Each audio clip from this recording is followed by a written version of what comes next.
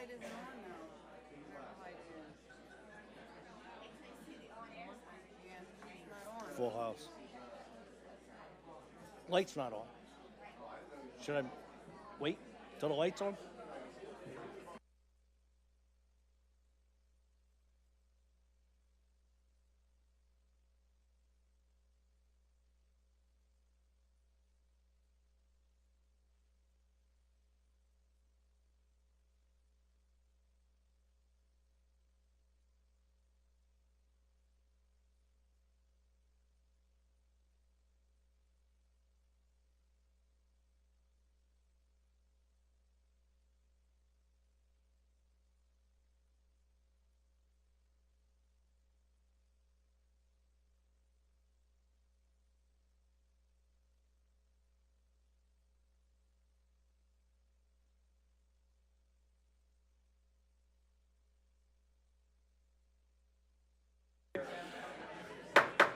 Good evening, everybody. Welcome to Bristol Township Council meeting. It's great to see everybody.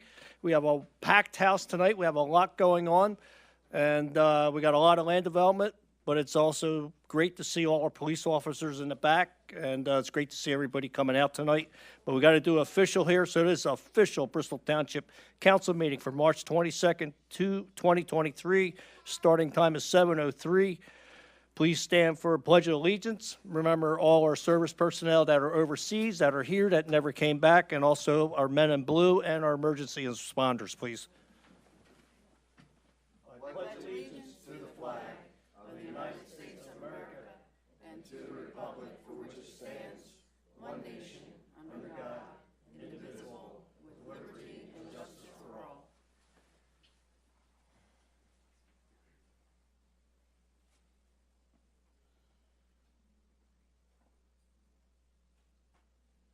Thank you.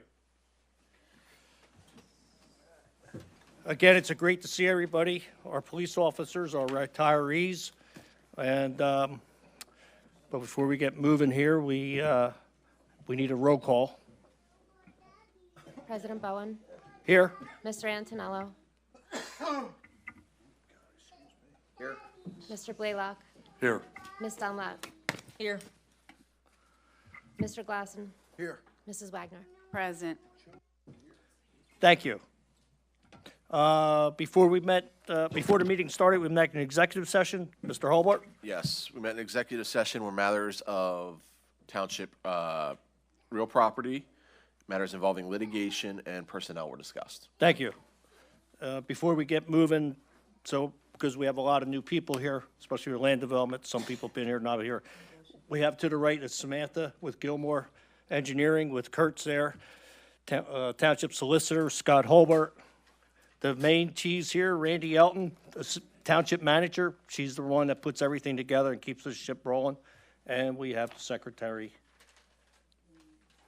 What's that? Thank you. I do. He And, almost got 100. yeah, all right, I'm 98. Yeah, and I do screw a lot of things up here, but it is what it is. I don't get paid for this. All right, so next we have monthly reports are available for review in the Township Manager's office. Public comments will be taken on land development and official action items. General comments will be taken during opportunity for residents to address council. So the next one is, we're moving on the agenda, is presentation, and tonight we have a resolution of respect for Deputy Chief Ralph Johnson, who passed away. And I'd like to read that. So tonight's a resolution 2023-22, resolution of respect for the Township Council of Bristol in memory of Ralph Paul Johnson. Whereas Ralph Johnson was born in Philadelphia, Pennsylvania, and raised in Bucks County. And whereas Ralph Johnson graduated from Lower Bucks Christian Academy and attended the World Life Bible Institute. And whereas Ralph Johnson would later graduate from the Philadelphia Police Academy and the Northwestern School of Police Staff and Command. And whereas Ralph Johnson served in the Bristol Township Police Department for 37 years as a patrolman, community police officer, K-9 officer, DARE officer, operations commander for Bristol Township SWAT, and narcotics investigator, including his tenure with Philadelphia Field Division of the DEA. And whereas Ralph Johnson, throughout his career, was promoted to sergeant, lieutenant, acting chief, and most recently, deputy chief. And whereas Ralph Johnson earned several awards, including the Community Valor Award for heroic fire rescue in 1990, top student of DEA Basic Drug Investigators School, Distinguished Service Award from the local Kiwanis Club, and County Award for Outstanding Police Performance. And where Ralph Johnson was a true public servant whose career is marked by his outstanding work ethic, quick wit, and generous spirit. And whereas Ralph Johnson will be sadly missed by his colleagues and the residents of Bristol Township. And where Ralph Johnson passed away with his family by his side on January 20, 2023. And now for it be it resolved, Bristol Township extends its deepest condolences to his wife Carolyn, his mother, his children, his granddaughters, and the rest of the Johnson family for their loss. Be it further resolved, Bristol Township Council honors and recognizes Ralph Johnson for his endless contribution, deep commitment, and honorable service to Bristol Township. Resolved and adopted this 22nd day of March, 2023. Thank you.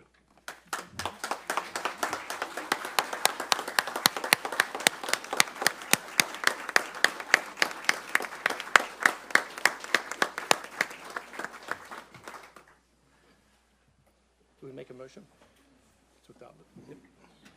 I'll make that motion. So we have a motion to adopt this resolution for Ralph Johnson.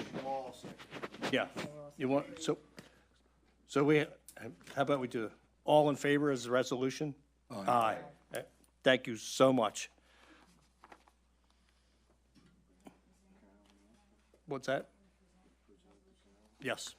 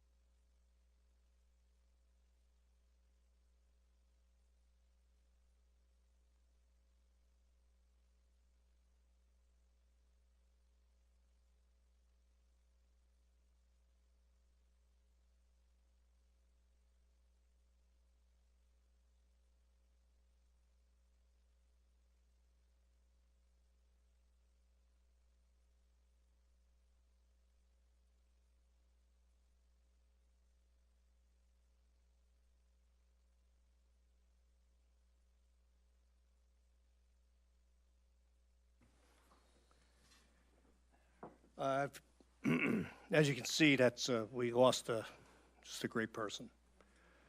And some of the people that are here tonight might not know Ralph Johnson, Lieutenant, Deputy Chief. Just a good person. Can't say no more.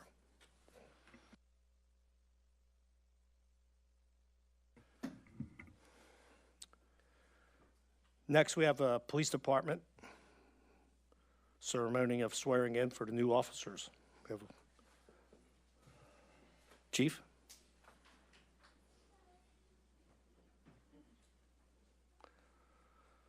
Chief Colton, good to see you. Yes, good evening, everyone. First of all, I'd like to thank you for what you just did here tonight, honoring Ralph. Almost my 80 years that I've been here in Bristol Township, he meant the world to me, not only professionally, but as a friend. And I know his family almost as well as I think anybody could with all his stories that he told every day. And I'd like to thank you once again for that honor. All right, tonight we have two new police officers to be sworn in ceremoniously. These officers have been on the department since April 18th of 2022, but because of COVID and all the other restrictions that we had, tonight is the first opportunity that we can get them in a format in front of council. So I'd like to call Officer John Leibel.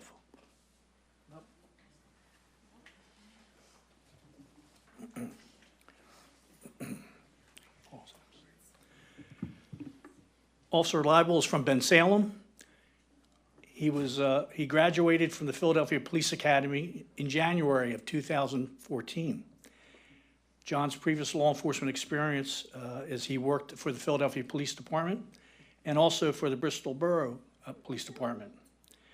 John has a bachelor's degree from Penn State University, and he's assigned to the Patrol Division, Squad 2C. At this time, I'd like to ask his wife, Melissa, to come up to hold the Bible for his swearing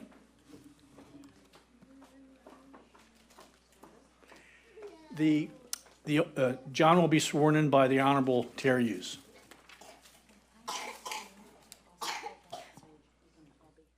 Sure. All right, you ready? All right, just repeat after me. Raise your right hand. I, John Leibel, I, John Leibel, do solemnly swear do solemnly swear that I will support, obey, and defend that I will support, obey, and defend the Constitution of the United States the Constitution of the United States and the Constitution of this Commonwealth, and the Constitution of this Commonwealth, and that I will enforce the laws of the Commonwealth and I will enforce the laws of the Commonwealth of Pennsylvania of Pennsylvania and the ordinances of Bristol Township. and the ordinances of Bristol Township.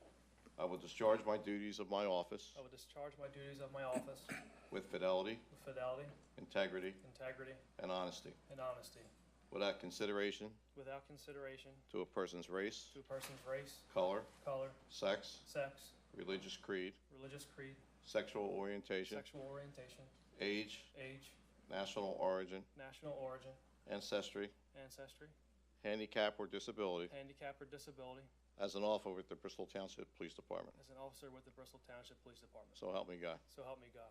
Congratulations. Thanks, sir.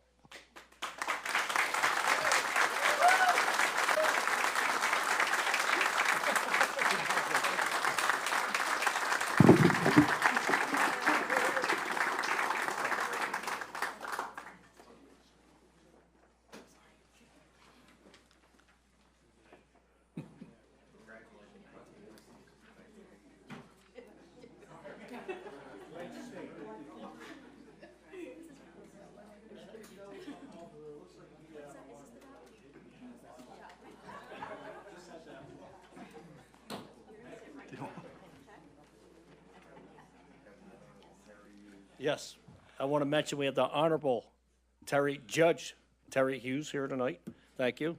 And for some people don't know, he was the lieutenant here before he retired, and yep, and now he's our judge. Thank you. Okay, at this time, I'd like to call Officer Benjamin Silverman, please. Ben?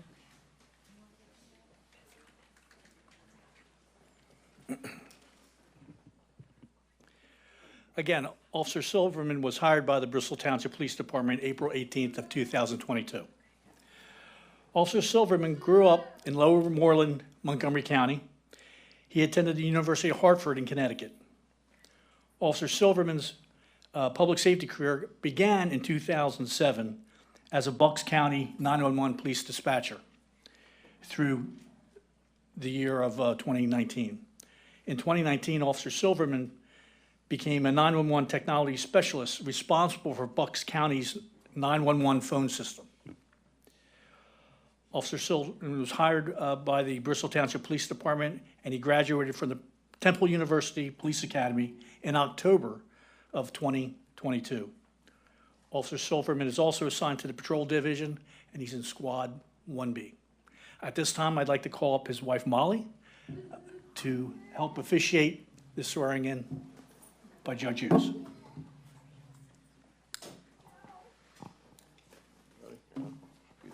Repeat after me. I, Benjamin Silverman, I, Benjamin Silverman, do solemnly swear do solemnly swear I will support, obey, and defend that I will support, obey, and defend the Constitution of the United States the Constitution of the United States and the Constitution of this Commonwealth, and the Constitution of this Commonwealth, and that I will enforce the laws and I will enforce the laws of the Commonwealth of Pennsylvania of the Commonwealth of Pennsylvania and the ordinances of Bristol Township. and the ordinances of Bristol Township. I will also discharge my duties I will also discharge my duties of my office of my office with fidelity, with fidelity, integrity, integrity, and honesty, and honesty, without consideration without consideration to a person's race, to a person's race, color, color, sex, sex, religious creed, religious creed, sexual orientation, sexual orientation, age, age, national origin, national origin, ancestry, ancestry, handicap, or disability handicap, or disability. as an officer As an officer with the Bristol Township Police Department. with the Bristol Township Police Department, So help me God. so help me God. Congratulations. Your Honor, thank you. Right, you're welcome.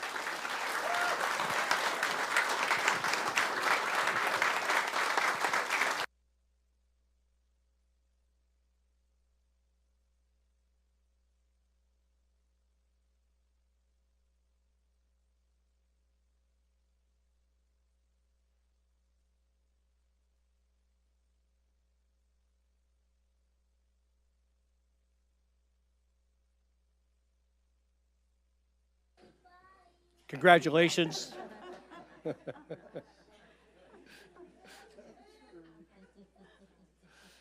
Next, we have Police Department retirements.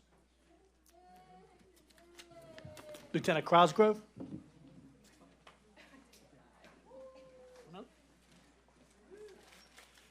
Lieutenant Cosgrove is going to read the plaques tonight.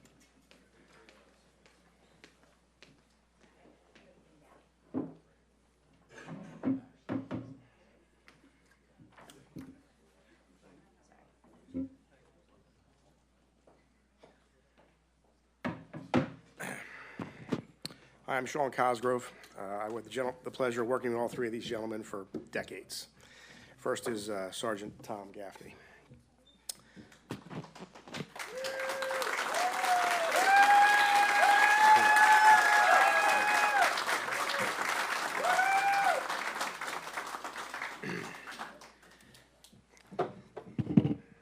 Yeah, we got a smile. Good to see you.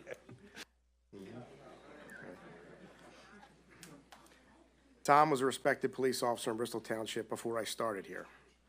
He began his police career in 1993 after honorably serving our nation in the U.S. Navy. Tom observed his surroundings carefully and thought deeply. His words and actions were always well chosen and direct. This tactic coupled nicely with his near inhuman strength. Tom rarely encountered a wrong that Tom could not right efficiently. After years of honest patrol work, Tom was selected to work narcotics and vice investigations. He excelled there and earned a promotion to sergeant in March of 2007. Tom was a very hardworking patrol sergeant, equal parts respected and feared by the patrolmen. He was always willing to help his cops with whatever challenges their day had presented. His wife, Allison, deserves her own plaque. I don't believe Tom left work on time more than maybe 5 or 6 times in 15 years. Yours will be difficult boots to fill. Thank you for your service, Sergeant Thomas Gaffney. Thank you.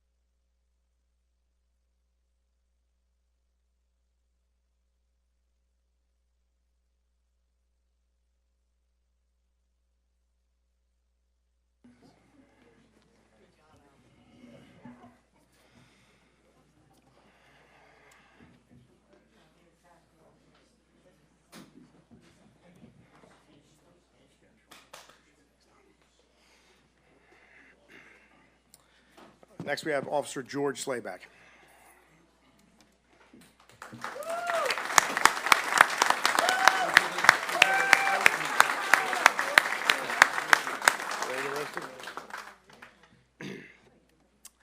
George started his police career in 1997. He was a little longer in the tooth than the average rookie. George is a Croydon boy and a very skilled marine mechanic. Almost everyone from that end of town or that owned a boat knew George. George and I worked right next to one another as rookies. We were a Mutt and Jeff team, obviously.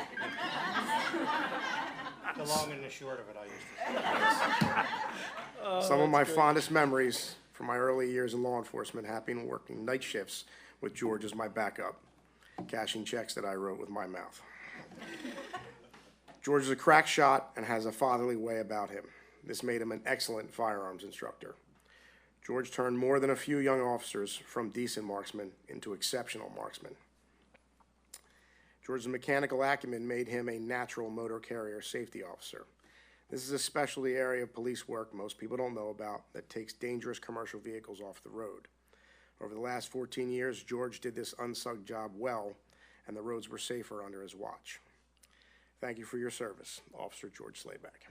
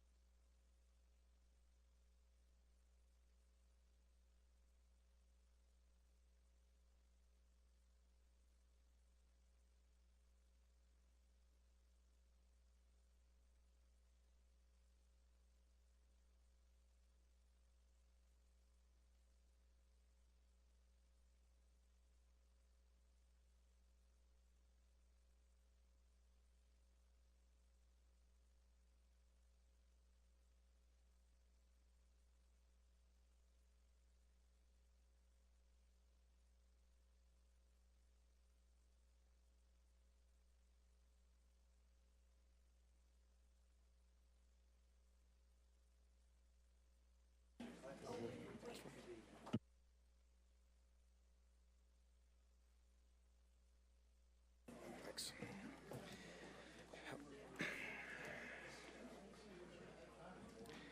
Lastly, we have Officer John Lanseri.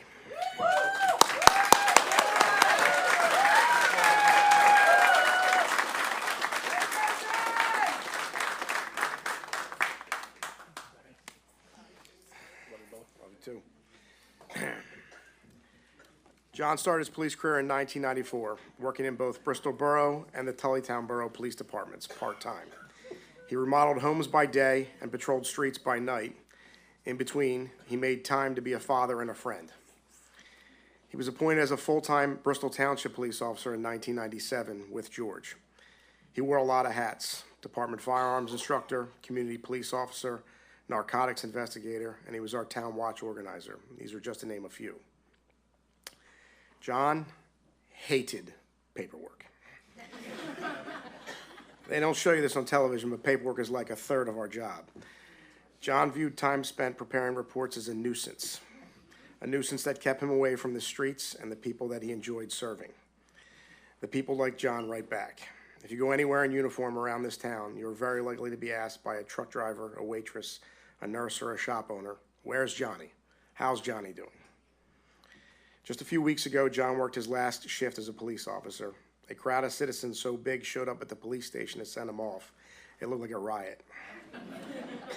John certainly touched a lot of lives.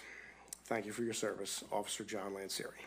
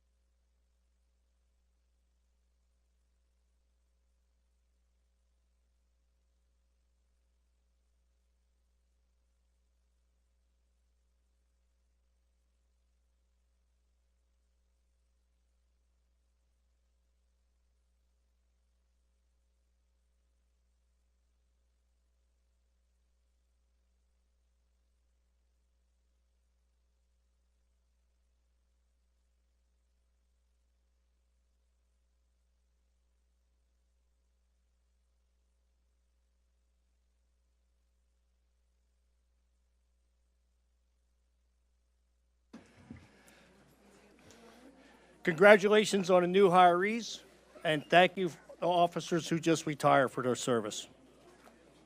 I'm going to take a minute here as the audience clears out.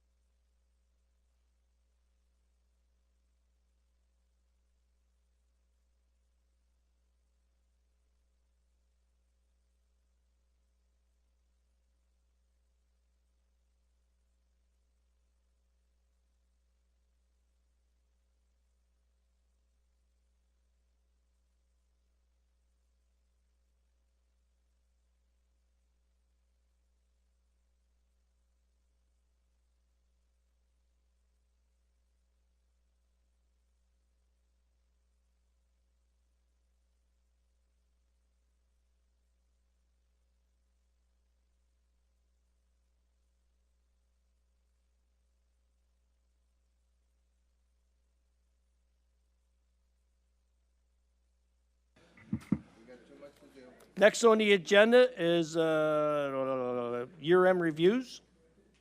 Lieutenant Winnick, good to see you. Good to see you as well. Okay, I'm here doing the police department's year-end review for 2022.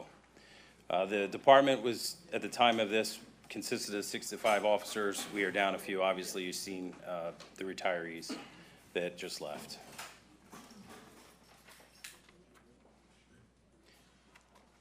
Okay. In 2022, the police department responded to 23,431 calls for service. That's how many calls that we responded to that were dispatched in 911. We received more 911 calls than that. A lot of them are triaged by the sergeant that would indicate a higher number, but that's how many incidents we wrote for the year. We responded to 1,390 vehicle crashes throughout the year. Bristol Township is one of the highest in Bucks County with vehicle crashes and fatalities, next to Ben Salem. We investigated 48 robberies, 70 burglaries, 846 thefts, and 280 criminal mischief reports. And that includes anything from catalytic converters, which is up on the uptick if anybody doesn't know. Burglaries are actually a little down, and robberies are pretty consistent. We investigated over 28 overdose deaths in 2022, which has continually been a problem. 58 death investigations and 77 natural death investigations. In 2022, we investigated 30 weapons offenses, including weapons that were manufactured and sold illegally. In these pictures here, there were a lot of ghost guns that were being produced here in Bristol Township, and it's the largest ghost gun seizure in Bucks County history. We participated in countless hours of training, active shooter training. Control tactics is a big one. The state mandated that we do control tactics for the department. Many departments are going up to the Bucks County Training Center to do that. We are conducting that in-house based. We feel we can be better connected with our officers and teach them at a higher level than surrounding agencies. We had a revamp of the downstairs basement. We have a training room with mats to help us with that. In 2022, we've been part of the co-responder program. If anybody doesn't know what that is the growing mental health and drug and alcohol epidemic, excuse me. They are trained employees currently employed by the County of Bucks. They work hand in hand with our police officers. If we have people in the public that might need more assistance than we can offer as police officers, they will respond and conduct follow-ups and try to give them an avenue to succeed in their struggles. In 2022, we engaged in several community building events and workshops related to solving community problems. You can see Trunk or Treat there. We participated in a hoagie making contest against the firefighters, in which we won, if there's any firefighters in here. And Coffee with a Cop, and you got Officer Ada, who's heavily involved with the community. He's handing out, looks like, some sodas there. In 2022, we replenished our patrol division with hiring 12 officers, promoting 1 deputy chief, which was Deputy Chief Johnson, myself, and Lieutenant Cosgrove. We promoted 1 sergeant and 2 detectives. This was due to retirements. We had a couple voluntary and involuntary separations from duty. That concluded 2022, and we're going to look forward to 2023. We're going to continue to provide residents with professional service in the most efficient way to reduce costs and reduce crime. That's our ultimate goal. We have updated our body camera system. We just received them and put them into action this month. That eliminated our outdated body camera system that was failing. So we were responding to calls, and they would shut off mid-incident, and we couldn't have that. So the township manager budgeted for it. We actually got a grant for it, and we replaced with a much better system with Axon. We're increasing and upgrading our neighborhood camera systems. The mobile data terminals are the computers in the car. They're going to be updated. We've been having a little bit of a problem over the years. We have a new IT manager who's handling the building of that. We're upgrading the IT infrastructure with grant funds, which Bob Lebo has applied for. All those things combined are going to help with police efficiency and build trust and transparency with the community. We're going to continue to hire well-trained, qualified officers to increase our operational strength for increased community engagement and to increase our investigative resources to provide justice to the victims of our community. Now, right now we're having a problem finding police officers. It's a nationwide problem. We're not going to lower our standard. We're going to make sure that we keep the highest of standards for our police officers and the community in which we serve. We're going to continue to train our officers in the proper use of force, active shooter response, and de-escalation tactics, which is ongoing. We're constantly sending officers, whether they're refreshers or new to de-escalation techniques. We are going to upgrade our uniforms. The uniforms that we're wearing now is probably going to be phased out in the next 30 to 60 months. That was due to supply chain issues that are still ongoing. So we had to change our vendor, and we're going to be in an all-navy uniform, which we'll probably bring out at another council meeting and through the media and social media, so everybody knows. Safety equipment continues to be upgraded, and the patrol vehicles for 2023 are on order. And that's the end of my slideshow. And I personally want to thank everybody from council, township manager, and the chief just for allowing us to, we're all pulling in the same direction. And it's the first time in 17 years I've seen it. And we're really starting to make progress. And we could not have done it without the township manager and her office and you guys with your support. I'd like to thank you. And I just want to say, I can't speak for everybody on council. You have full support of this council. You guys are doing a great job, and women. Yep. And I just have one question. The opiate deaths, is that up, down? Do you know? It's pretty consistent. It's a trend that's up and down. Okay. It really depends and fluctuates as of right now. It depends on the amount of fentanyl that's being put in. The drug use is the same. Okay. It's just the amount of fentanyl that's coming in makes it fluctuate. Right. Okay. Quick question, any data on how many calls, I didn't hear that, maybe I missed it, on how many calls the co-responding unit has actually been on? I don't have the data. They keep their own data set for that. Okay. So we do referrals to them, and once they're referred, they handle them. What we've been seeing is we're not going out for as many repeat calls. So we have people in our communities that need service. They don't know who to call. They call the police. They would call the police the next day. They would call the police the day after that. And we really didn't have the resources or even know the resources to refer them to.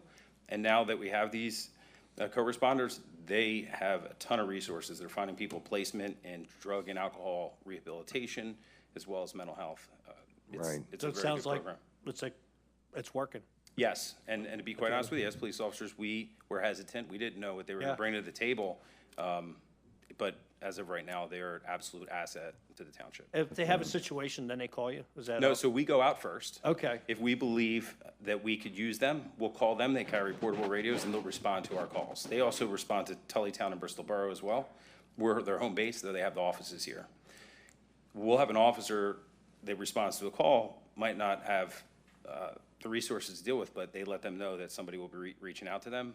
We then provide them with the information, and they conduct follow-ups and guide them through the system. And this is funded currently by a 2-year grant, if I recall. 3 years. 3 years. 3-year grant. 3 years for the county. They're county employees for 3 years. Yeah. and- After that, we're going to have some decisions to make, I think, unless they can get extended. Yeah, I mean, Yeah. yeah. We'll figure it Cross out. that bridge when it Yeah, I comes. know. Yeah, But- their program's continuing to grow throughout the county, Right. all the way up to Soulbury. They- They keep spreading. Expectations were always that this would be a benefit, and especially a police department like ours that's set up to work cooperatively now, it makes a big difference. Right, it's growing. It's going out into Bucks County now, and it's going to go up to more further Bucks County. But they just, we don't have the data yet, but I'm sure going forward, that's part of the program too. They're going to, the county will be evaluating, just as they did in Ben Salem and then in the Falls and Middletown. They have to evaluate this program. So we'll have more data after a 6-month and a year evaluation. Perfect. Thank you, Good Lieutenant. stuff. Thank Appreciate you. it. Thank you. Thank you for the great job. Next, we have Fire Rescue Emergency Management Review. Fire Marshal Kevin DiPolito, good to see you. Good evening, everybody. Push that button, is that button down, Kev? It is. I think so. Oh, Test now it is. there it goes. Thanks, Kevin. Okay. All right, so like the police department, it's a year-end review. I represent 3 departments. We have 3 departments, and we have 3 distinct sets of duties and responsibilities. We are the Department of Fire Rescue, which is the paid fire department that's on duty during the day to supplement our volunteer fire departments. We are the Office of the Fire Marshal, and we are Emergency Management. And I'm going to cover a little bit of the duties we do throughout this short program. We are a staff of 9 total. I can honestly, wholeheartedly, and without bias tell you that we set the bar when it comes to the credentials of our staff. And I'm saying that as compared to other municipalities who are doing similar but not quite as robust as we do a program. Everyone in our department is cross-trained. They are firefighters, they are EMTs or a paramedic.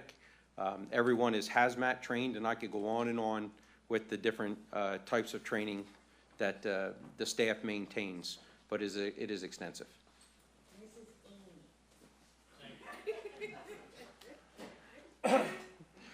Okay.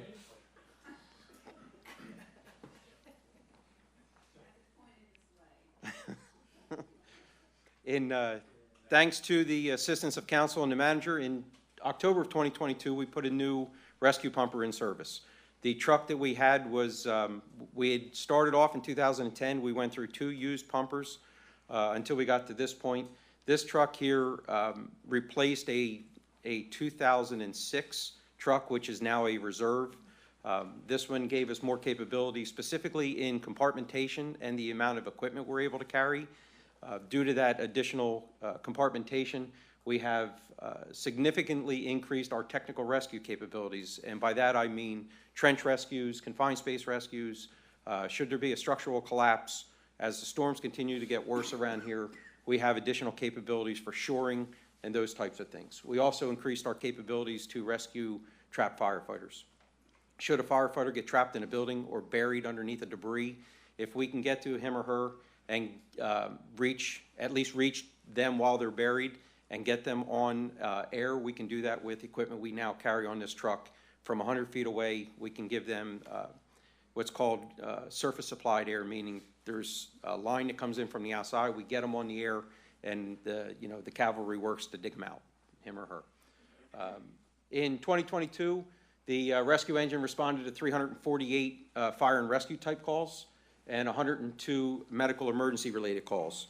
The medical emergency related calls would either have been a assist EMS lifting a heavy person that was too much for the 2-person EMS crew to lift, or was the more significant medical emergencies. What I mean by that is, although we don't typically respond to or be dispatched to medical emergencies, if it is a significant major medical emergency, as in a cardiac arrest, an unconscious, something of that nature, and we have personnel nearby or the engine's nearby, we will respond. Or as medical calls continue to grow, for various reasons, including the opioid epidemic referred to by the police department, there is a shortage of ambulances some days. It is not unusual for our ambulances, when there is two or 4 on duty, to have 5, 6, 7 calls at the same time. So when we are waiting for an ambulance to come from afar, maybe Mooresville, Pendle, Ben Salem, or another mutual aid company, if we are near that call, if we can get to it and start treating the patient, we will respond to that call. During the 2022, I recorded 26 significant fire investigations where I wrote a report. Those would be the ones that were more significant, the house fires, the apartment fires, that required a report. There was going to be insurance involved. They may have been I may have ruled them in arson. If I rule something in arson, I work closely with our detectives. If we make an arrest, if it goes to trial, then I'll be working with the district attorney's office in the prosecution. Throughout the year, I somewhat frequently get called to assist other municipalities, the fire marshals of other municipalities. One of those pictures up there, actually both of them, the one on the left is a fire in Lower Makefield Township, the one on the right was in Falls Township, and I was requested to assist them, just because of the magnitude of that fire. We became a swiftwater rescue team. We became the first swiftwater rescue team in Bucks County. There was many steps in this. It was purchasing equipment, the training, and then being evaluated by the state. The state came down, checked our credentials, checked our equipment to make sure that it was capable of doing it. Along with that, we were able to purchase a boat, again, thanks to the support of the manager and council, and the trailer that it is pulled on was actually a donation from the local business-to-business association who purchased that trailer for us to get us in service. We then, continuing to grow, again, these are technical rescue aspects. We became a ice rescue capable team. You may remember I provided some of these photos to you last year. This was February of last year. We practiced as best we can in real conditions. It was 10 degrees out when we did this ice rescue training, and that's significantly important because when we get into the water and when we're doing our rescue operations, everything on us freezes. So we need to be able to manipulate carabiners and ropes and knots and the equipment we have in real conditions. So that was another capability that we brought on, and that is the ice rescue capabilities. I spoke a little bit about the trench rescue and confined space rescue. That's just some of the equipment that we train every Tuesday, Thursday morning for about an hour or so. And they were just two of the random trainings we did with shoring to simulate a structural collapse for whatever reason, and removing a victim out of a confined space. As the Fire Marshal's Office, the fire prevention activities we did, 1,553 annual fire safety inspections last year, 776 re-inspections of those same, out of the 1,553, we did 776 re-inspections because they had violations that required abatement. We did 84 commercial use and occupancy applications of new businesses moving in, and I did a little over 100 plan reviews of various kinds, whether they be sprinkler, fire alarm, construction, building plans, or land development. Another active year for fire prevention. One of my newer staff members, Amanda, has a Dalmatian, as you can see there, who she participated with us. She brought her into work with her on the days we were doing activities, and the dog was a big hit. Our activities included visits to some of the schools, daycares, fire truck Fridays in the park, and any of the bigger events that we had in the township park. We would be out there to participate. Last year, and to no surprise, if you remember, the end of 2021 to very beginning of 2022, there were two horrific fires, one in New York and one in Philadelphia, where 17 and 12, I think, respectively, people lost their lives in fires. It had a major increase in the number of requests for smoke alarms that we received. We provided or installed 153 smoke alarms last year, and that's the highest we've ever done. The majority were installed by us. Occasionally, the family would have someone that could install them, and they would take care of it themselves. In the realm of emergency management, we're very active with our pre-planning, our tabletop exercises. Once or twice a year, I will have meetings with some of our, what we call our target hazards, locations like our schools, our hospital, nursing homes, some of our really large employers in the township, just to discuss best practices, some of the things that may be coming, helping them with their emergency planning. We also did several citizen emergency preparedness programs. Most were done at the senior center. We did one at St. Thomas Aquinas. Amy, as you know, is council secretary, but she is our full-time, in our department, she is full-time as a administrative assistant, but she's also a fire inspector, emergency management assistant coordinator. And Amy is very active in these trainings that we do for emergency management purposes. We did first aid CPR training for many agencies, including Commonwealth League and Catholic. We did them for the staff here. We created some Stop the Bleed kits that have been placed in the township building, and we gave guidance to a lot of businesses that needed to provide, create the Stop the Bleed, as they're called, Stop the Bleed kits, which is essentially tourniquets for active shooter situations. So some of our goals is to continue the professional operation that we have here. Our goal ultimately on the fire inspection aspect is to reduce fires, reduce injuries, reduce loss of life, which ultimately will also reduce financial loss to businesses, persons who work and live in this township, and the township itself. We will continue our strong relationship that we have with all our emergency services here in the township.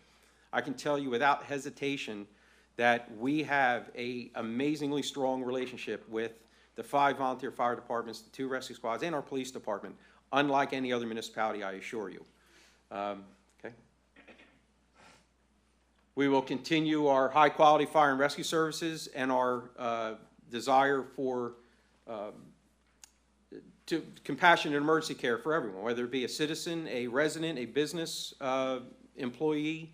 We will also maintain our state of readiness in emergency management when it comes to whether it be a predictable storm or the unforeseen. We will work to keep our operations ready to go. I can say that the crew, without prompting, has a unbelievable desire for training and education.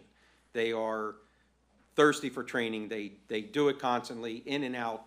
Everyone in this department is also a volunteer associated with another agency, and fortunately, they get some of their training, like I did myself last night, with our respective volunteer departments. And last but not least, I want to make sure that all of my staff goes home at the end of the day, so everyone goes home, no injuries. And that would be several years in a row with no injuries.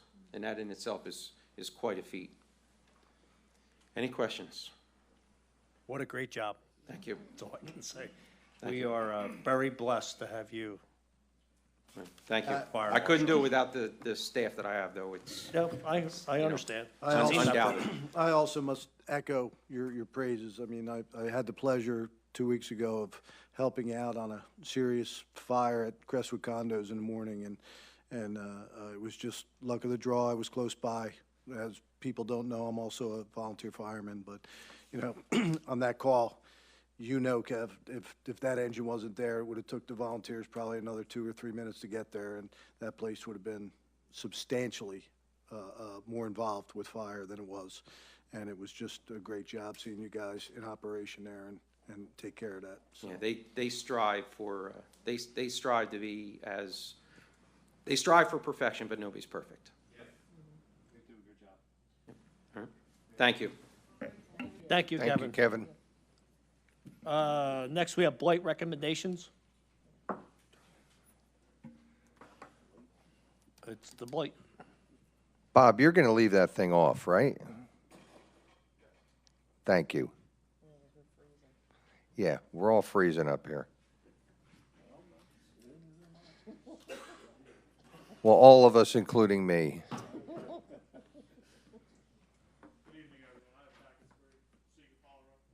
Okay, great.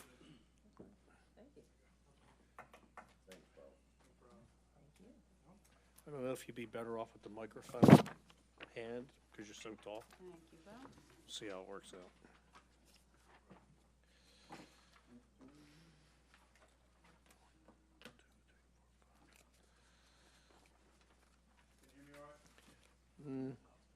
I can hear you, but I don't know if at home can, you know? A little better? Okay. Good? Yep, All right, there we go. perfect. Okay, I'm gonna make this short and sweet for you guys, all right? This is Bo Fleming, Building and Planning Supervisor. Good evening, everyone. We are recommending 5 homes tonight for the blight recommendations. These have been voted on by our blight committee and by planning commission already as well. These 5 homes in the pictures you're gonna see are depicted as how they sit today. These photos are all within the last couple of weeks, if not the last week, okay? We started this program in 2015 with 204 properties. As it sits today, we have 45 vacant homes. That list has gone down about 9 in the past week and a half, and I anticipate it going down another 10, hopefully, within the next 2 weeks as well. So the list is getting lower. But as for the first house we have 156 Blue Ridge Drive. This property was stickered a code enforcement blight letter on 8/4 of 2022. The property sits vacant. We have had 0 contact with anyone about this property. As you see in the photos, that's how it sits today. Township has been cutting it. We have no delinquent taxes at this time, but there are liens on the property totaling close to $700. We've been cutting it. I have a feeling we're gonna start cutting it again, if not in the next month, if we don't start moving on this. As I said, 0 contact with anyone at this time, and I don't see any contact happening soon. Next property we have is 8 Ice Pond, located in Indian Creek. I have had the privilege of speaking to this gentleman. I had him in court 3 years ago for nuisance violations. The property has been vacant for a minimum of 3 years. He doesn't plan on to do anything with it up until about last week when one of our other inspectors had him in court. I did explain the process to him. I told him we are going through with the process. As of now, he just got a dumpster and he hopes to list it within the next 2 weeks. But he is fully aware of us going through with the process, and I think it gives him a little motivation to get this taken care of. Property has been getting multiple phone calls, complaints due to residents, neighbors over the past 3 years. Mainly a lot of high grass and weeds issues. He does have liens on the property, about $750, and there are no delinquent taxes at this time.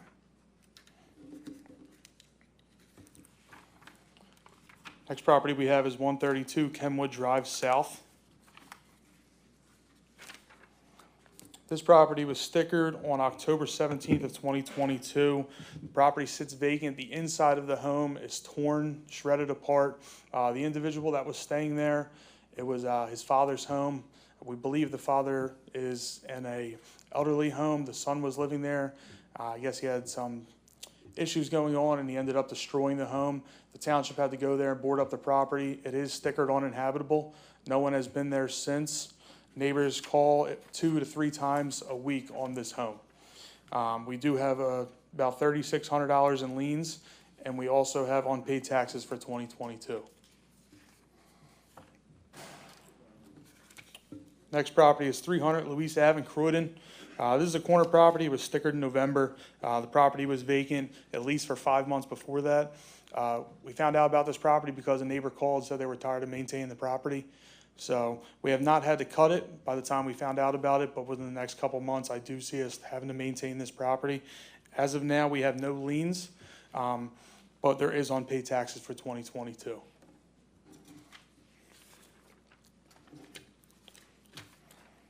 Last home we have is 5609 Toga Street, located in Bristol. This is on a dead-end street. We stickered this property in November. I have spoke to the niece of the individual that lived there, and she said to go through with the program. She wants no ties with it. There's no other family that wants any ties with the home by any means. We have liens on the property for $733. That is not through nuisance liens or maintenance liens, but there is liens on the property, and we do have unpaid taxes for 21 and 22.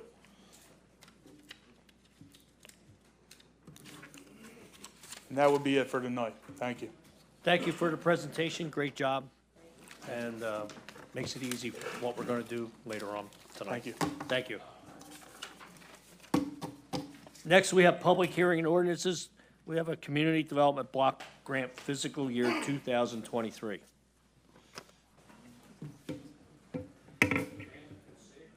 Good to see you. Good evening, Mr. President, members of the council.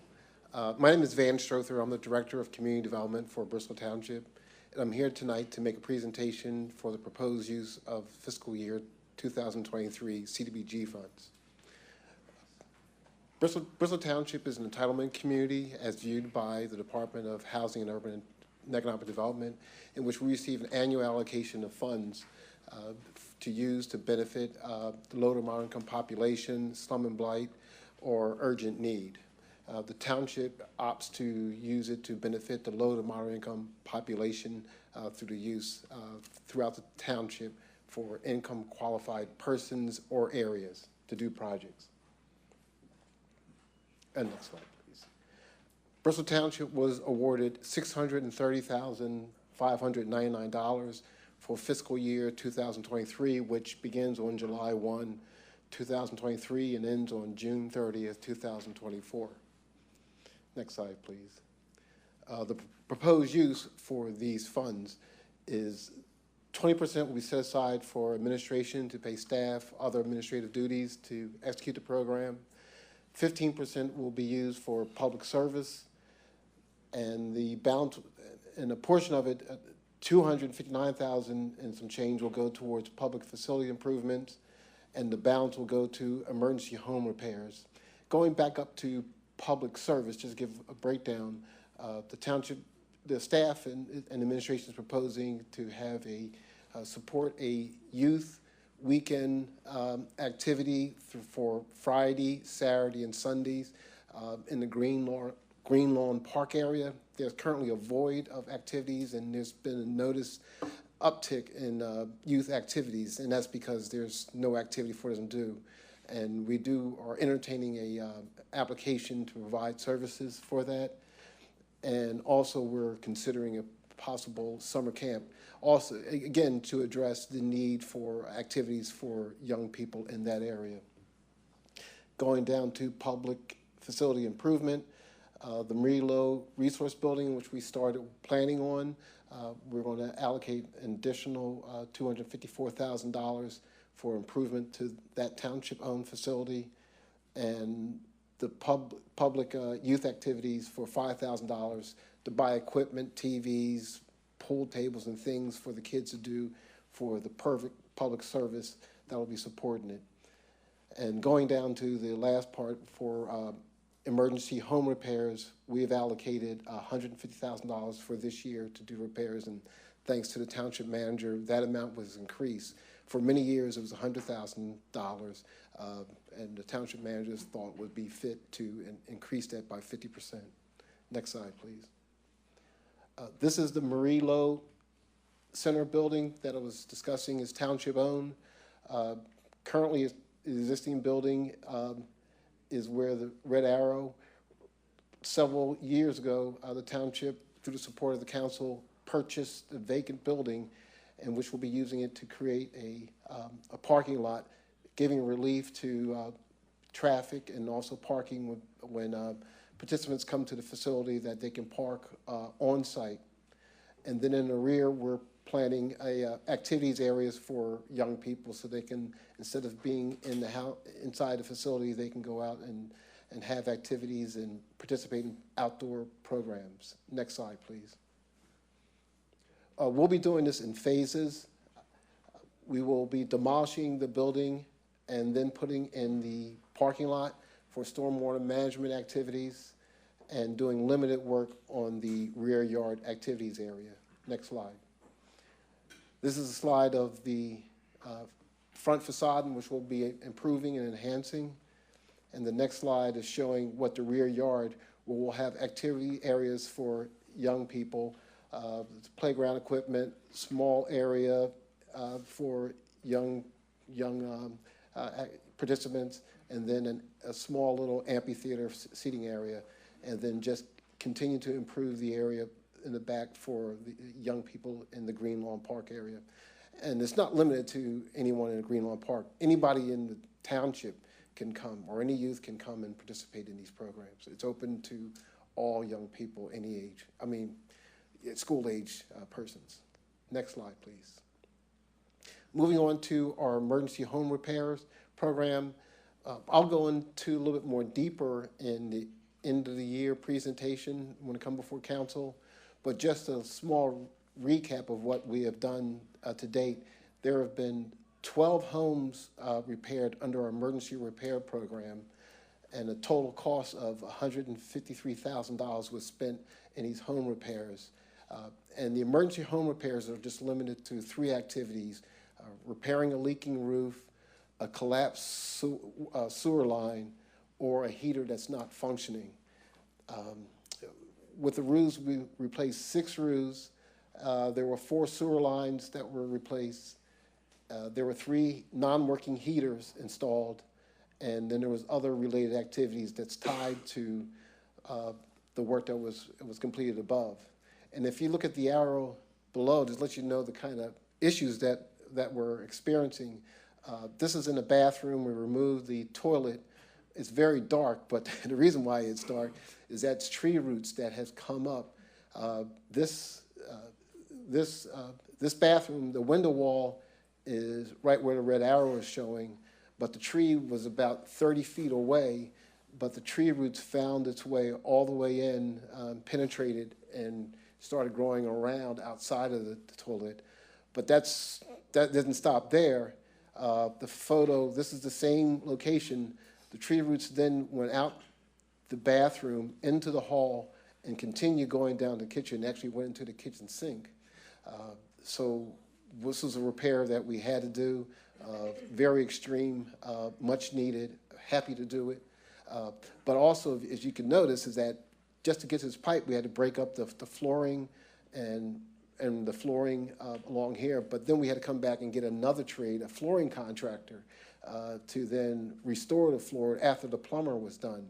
The point is that some of these repairs, we tried to keep it to one trade, either dealing with a roofer, a heating contractor, or a plumber to do repairs, but it's so extensive, we're tearing the house, and to restore it, we have to get other trades, which is impacting our costs. Next slide, please. This is kind of hard to see, but this is in another Levittown home, and it's hard to see, but this was started out as just removing the asphalt shingles. But once we moved off the asphalt shingles, it's this can of worms. You take off the asphalt shingles, then the plywood was bad. And then when I looked at the plywood, and when I went out to do my inspection, the plywood was just like paper thin. And it was just, I was really, really surprised. But it really goes to when Abraham Levitt came in and built these homes with the boys coming home and did them fast and quick. Well, I don't want to say there was corners that were cut, but he did it efficiently. You know, now we're just starting to deal with the ramifications, you know, of that. He did it efficiently. And then the next slide is, here's a sewer repair, in which we've done a lot of sewer repairs. And in the area, I found out quickly that they use a material called Orangeburg, which after a couple of years, it's good for, you know, the first 20 years. But after a while, 30 years, it starts to collapse. And it has a life cycle of about 50 years. So this is a street where we had to go all the way out to the sewer main in the public right-of-way. And this is another property that we were just in the yard, fortunately. But we are getting a lot of calls now, and just shifting back to, you know, what our department is experiencing is that at the county level supports other agencies that do repair, but they recently discovered that they're supposed to refer any home repairs to Bristol Township. And our department is now getting an increased calls of asking for assistance. In addition to that, we have an aging population that are now asking for home modification. So we need to expand our capacity and to serve more, in which we started to do. And thanks for the township manager and the director of IT. We're looking to take applications online, do things more efficiently. Also at the county level, there's additional funding to do more repairs. So right now, we're just focusing on emergency repairs, trying just to do one item. We want to do more work for that, but we just have to retool and rebuild, and there's just been tremendous amount of support from the administration to do that. We're not there yet, but we will be getting there shortly. That's great. Good presentation. Thank you so much. You're welcome. So just so you understand, we also learned, so the presentation tonight is the presentation for the action plan. Now there's a 30-day public comment period, and then it'll be before you again next month for approval, and then a resolution for submission to HUD. Right. And I believe we do have a resident that would like to make a comment. Okay. Or is that, okay.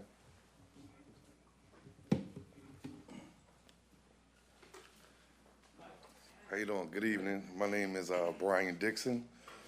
I've been a resident of Bristol Township since for a little over 10 years. I started off in Venice Ashby, Phase 1. While I was there, I became the resident council president, and we were able to put some programs in effect for the kids in the area to keep them from being mischief. I've left that program. You know, I left the community center for a little over 5 years, and they've been having some programs, but not consistently for these kids. Me and my wife, Ms. Shonda Dixon. Is that green button on there? Yes, sir. Okay. Me and my wife, we started our nonprofit organization, which is New Creations of Life, Inc., and I contacted a lot of people in the surrounding community, even down in Philly, that I've worked with before, and we are willing to give back to the community and try to do some things for these kids. So we would like to start a weekend fun day for the kids and movie night on Fridays and Saturdays for these young men and women. We also submitted a proposal and a budget to Mr. Van for after-school program and a fun camp for these kids, so they can, once again, be kids and not have to deal with adult situations and stuff of that nature. And the reason why we came up with these ideas was because a lot of these families are low income. and they can't afford to go to the YMCA. A lot of them don't even have transportation. The community center is just sitting there, and, you know, it's time for us to use it again. So me and my wife, yes. So me and my wife, we decided to, you know, put both feet in and support and see what we can do to help make a difference in this community. Thank you. Thank you, Brian. That's just great to hear. Yeah. Yeah, thank you. Van, thank you. Next, we have an ordinance, we have an ordinance of Township of Bristol vacating a portion of Avenue B between Sunset Avenue and Hillside Avenue with Paper Street in the township. And this will have to, kind of goes with our land development. Yes, this is a portion of Avenue B. As you said, it's about a 153-foot portion. The land development of Lavender Builders, the property is on Avenue C. It's a paper street where it's wooded area. It's never been opened. Portions to the, I guess that's the east direction, are sort of built out a little bit already. So we'll let Bryce take over and explain a little bit more what they plan to do with the street. I would just add that in the application, both property owners on each side of the street are in agreement to this, as they'll be each be taking approximately half of the street. Good evening, Board. Bryce McGuigan from Begley Carlin here. Good evening. Thank you for having us here on behalf of the dual applicants tonight. We have both Lavender Builders, who's my client, as well as our neighbor. It's Hillside Investment Trust, owned by Mr. Andy Cerruti. He's actually hired Ken Fetterman and Mr. Fetterman's law firm to represent him through the process. We're in full agreement moving forward. And unfortunately, Mr. Fetterman had a family emergency tonight, so he couldn't be with us. However, at the same time, my client's been the one taking the laboring oar, so I figured his presence tonight would be a little overkill anyhow. But like Mr. Holbert said, the paper street is an extension off of Avenue B. It's largely wooded currently. It's never been developed. And essentially what our proposal is, and you'll hear more about it in a few moments, but our proposal is to vacate the street. It's 50 feet wide. 25 feet would go towards our property and allow us to install a private street that would serve the two lots that would be created hopefully in a few moments. And the other half goes to our neighbor and will tack on to the rear of his property. At the end of the day, allowing this vacation would provide access to these two, which will be fully compliant buildable lots and allow the subdivision to move forward. We would also be able to extend the septic and water lines through the newly created private street. And really there's no detriment to anyone in the area, as you can see by the fact that both adjoining property owners are co-applicants on the project. But obviously, if council has any questions, I'll be more than happy to answer them. I also have my client here, Mr. Eric Conovis, together with our engineer, Mr. Vince Fioravanti. Obviously, more than happy to address any questions, comments, or concerns. So just to be clear, it's just going to go up to the property line of the new development. It's not going to go any further. That is correct, because the paper street does extend quite a bit. Yeah. This is limited to that 153-foot or so section. All right.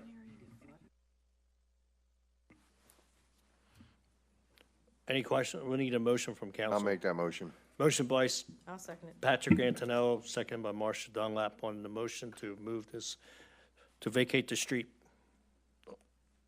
Any questions on that? All in favor? Aye. Anyone opposed? Thank you. Thank you. Good luck.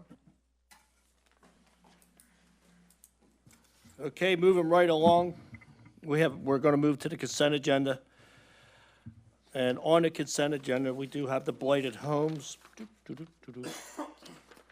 And when we get to that point, it's going to have, it says consider resolution declaring, and I'm going to leave that out and just name the address and the tax partial when we get to that. So moving on to consent agenda, we have consider approval of voucher list and requisition dated March 22, 2023 in amount of $2,940,548.31. We have approval of February 16, 2023 council minute meetings. We have a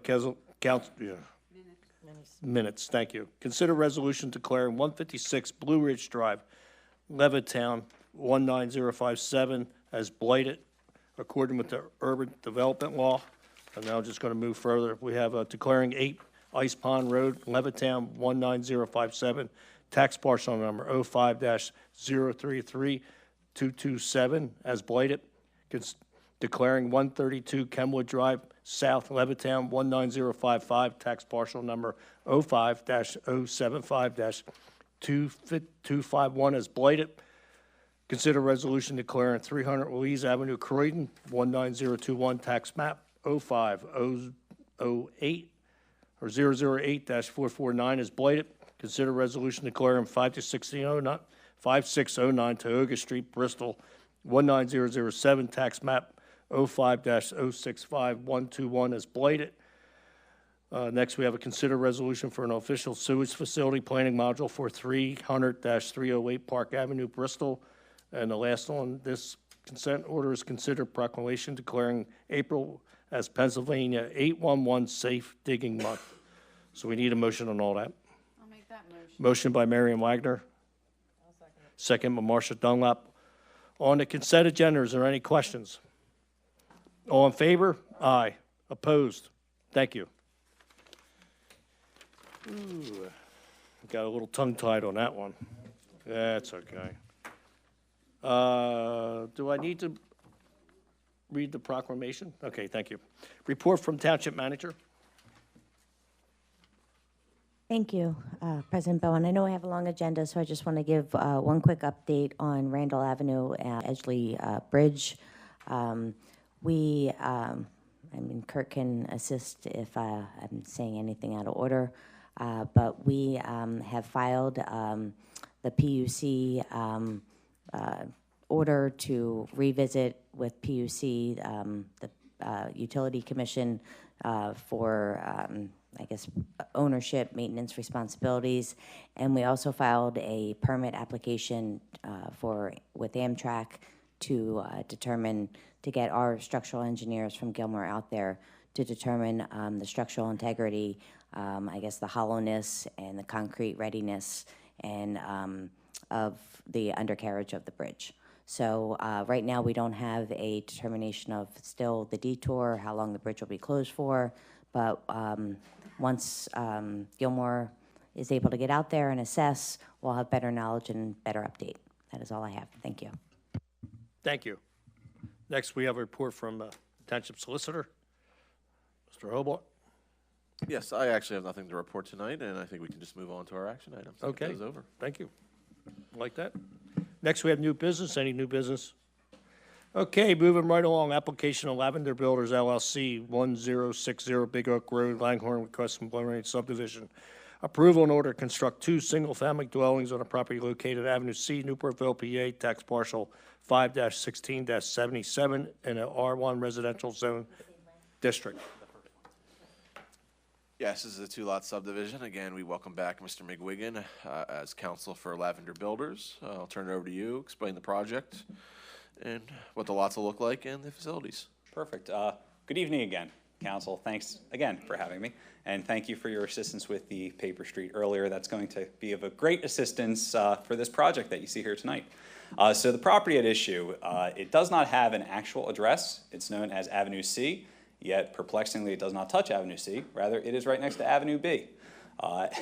It's a 2/3 of an acre parcel, zoned R1 residential.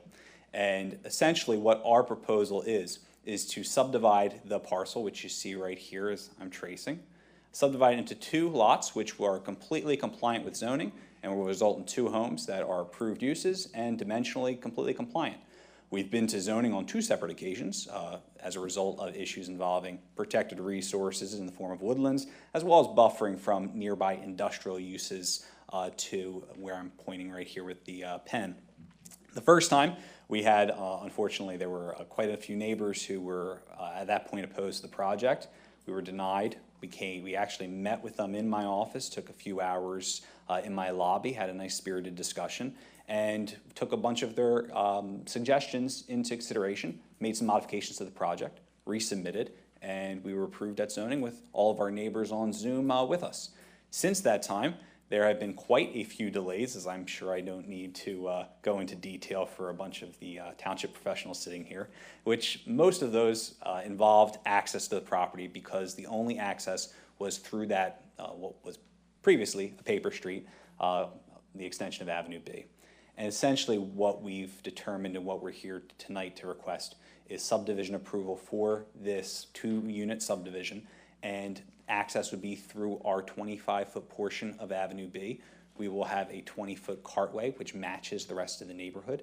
And the cartway will be a private road. It's going to be owned by an association of each of these 2 homes, which at the end of the day, we're always going to be linked at the hip because they need an access and maintenance agreement through the road. They also need a maintenance agreement for the stormwater basin to the rear. I understand, and my client understands, that even if we receive approval this evening, that we will ultimately have to submit multiple documents to Mr. Holbert's office to review and approve before we can ultimately proceed. Those would be in the form of HOA documents, easements, and deed restrictions pursuant to a condition from the zoning hearing board. At this time, we are requesting a total of 10 waivers for you this evening. I would be more than happy to go through them in detail. However, I know we also have quite a packed agenda behind me. So at this point, I, again, have my client here. I have Mr. Fioravanti, and we're more than happy to go through any questions that the board may have. Did you say it's going to be Avenue C, the address? It is currently listed on the Bucks County Board of Assessment as Avenue C. I would imagine that once the post office will assign us an address, it will be on Avenue B. Thank you, because that would really be confusing. It's already been pretty confusing to this point. And Go ahead. the road, the detail of the road, I'm hoping that they're not requesting curbs, because it's no curbs there now, and it would just not be. That is that's correct. Usually we want curbs and sidewalks. That just would not look good, because I live in Newportville. That just wouldn't go with the rest of the neighborhood. And I would agree with that. We are requesting waivers to not provide curbing or sidewalks, together with street trees and street lights, which wouldn't really make sense for this tiny little section. And then the last is the stormwater basement. It's, both houses are going to feed into it. Correct. You just said there'll be an agreement. So I'm just going to go hypothetically, 20 years down the road, the person in house A or couple, whatever's in there, they vacate, they get a divorce, nobody's there. Who maintains the stormwater? So it'd be house B would have to maintain that? So essentially, it's going to be an HOA of both homes. So if Okay. all of a So sudden. it's just like a condo, in a sense? Essentially, association. exactly. And it's Well, going to. whoever owns it, whether they live there or not, will be responsible. Correct. And the nice thing actually about the HOA format is going to make it easier for enforcement. If all of a sudden one person buys Exactly. the home and they want to shirk their duties, then the other property owner will have an easy mechanism of enforcement of that, which I've run into in other cases that I have where there is nothing recorded of record. Right. So in a sense, while it's going to result in my client and Mr. Holbert's office having to take a little bit more time and effort at this point, you save some effort on the back end and make things a little cleaner. Yeah, Okay. just to follow up on that, one of the things, I've noticed in doing this project, and like Bryce said, there's been multiple delays because we want to get it right. In all honesty, looking at this project, this property was subdivided off that lot to the west, Bryce, you want to point it off in the first place, where it really didn't have any street frontage. They claimed 2 different paper streets, that little flag to the south, and where he's going to be putting the private street in the first place there, without access. And now that was done in 1989, 1990, 30-some years ago. We're putting this together and doing the work and going through the legal work so that the 3 years we spent working on this project down the road, township staff, professionals, don't have to have the same problems we've had in trying to figure this out and get it right. It's a challenging property. Indulge my curiosity, what kind of square footage are these homes proposed to be? Off the top of my head, I'm actually not entirely sure. My client's telling me about 1,800 square feet. Okay. Has it been 3 years you've been working on this? Approximately. My firm has been working on it for about 3 years. I've taken about 2.5 of those. To put it in perspective, the first hearing, I think, was probably pre-COVID, because I think that was in person, and we lost in person. The second one was on Zoom. So we kind of bookended the beginning of COVID. Okay. Frame of Good reference. luck. All right. So we need a motion, or if any council has any questions, we'll need a motion on this. I'll go ahead and make that motion. Motion by Patrick Antono, second it, Craig. second by Joe Glassen to move this project forward. Any questions on it? All in favor? Aye. Anyone opposed? Thank you. Good luck. Thank you very much. Welcome to the neighborhood.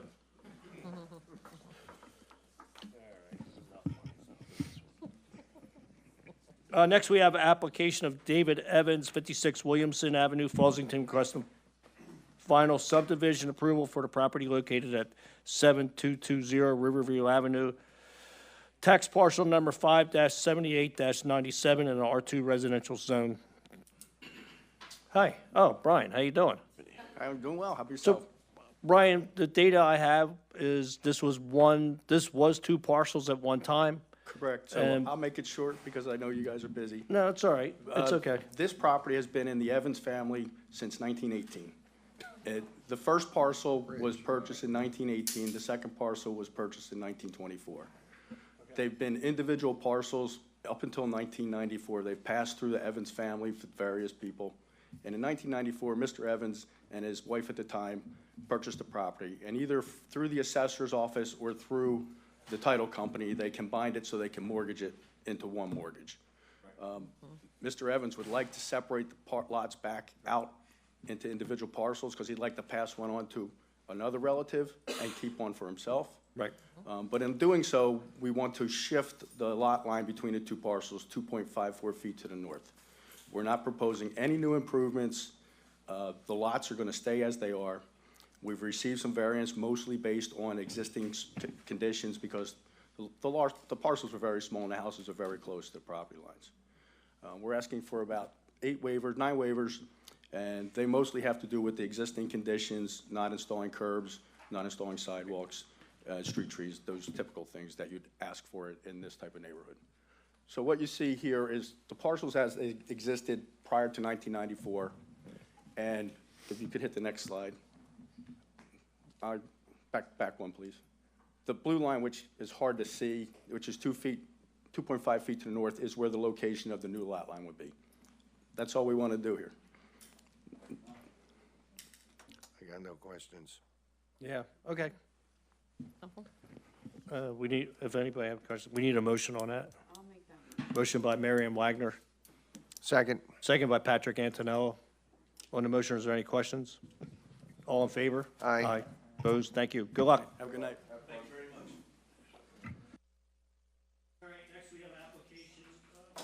All right, next we have application New Horizon Property Management, 1909 Veterans Highway, Levittown, requesting preliminary and final subdivision approval in order to construct 2 single-family dwellings on a property located at 843 Stella Avenue, Croydon, tax parcel number 5-54-50, and R3 residential.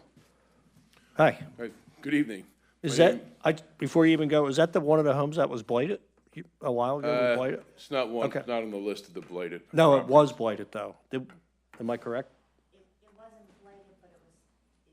It didn't make it that far. Going through the process, but it didn't make it to the final stage. Okay, So got that's- it. I remember seeing a picture of that. Okay. All right. Well, good evening. My name is, slip to the, yeah. Well, so once again, good evening. My name is Larry Byrne. I'm a licensed professional engineer. With me this evening is Dominic Chiliberti, the principal of New Horizon Property Management. And what we have before us this evening is a minor subdivision. It's located at Stella Avenue and Filbert Avenue in the Croydon section of the township. There's currently an existing blighted house on there that the proposal is to demolish the existing house and then construct 2 brand-new market rate houses. We have provided the plans. We received a review from the township engineer, pretty much in agreement with all their comments. We'll take care of them. There was a draft resolution prepared, I guess, and we don't have any issues with that. So I'm going to kind of keep it short and sweet because I know you still have a lot more things to take care of tonight, but here's basically the project, which is construction of the 2 new houses in a minor subdivision. And I'd like to, answer any questions that you may have, but we're in compliance. So when you knock the old house down, you build a new house, you're going to need stormwater management for that parcel now, correct? Correct. Well, Because you've got to be up to code. Correct. Well, what we're gonna have is one stormwater management, it's called like an infiltration trench, located on this lot here. So actually, we're kind of balancing out the water from the existing dwelling, and we're just gonna have one stormwater management area here on Lot 2, and then Lot 1 would not have any actually new stormwater management facilities. Right? Okay. She's shaking her head. So again, you got two houses going into one stormwater management system, and what happens if B doesn't want to take care of that, or they pass away? I guess the way the plan is set up, Mr. Bowen, is that the Lot 2 would be solely responsible for the stormwater management. Okay. It's as if Lot 1 would not have any obligation at all for the stormwater management maintenance of the basin. It's all going to be on this one, so. Okay.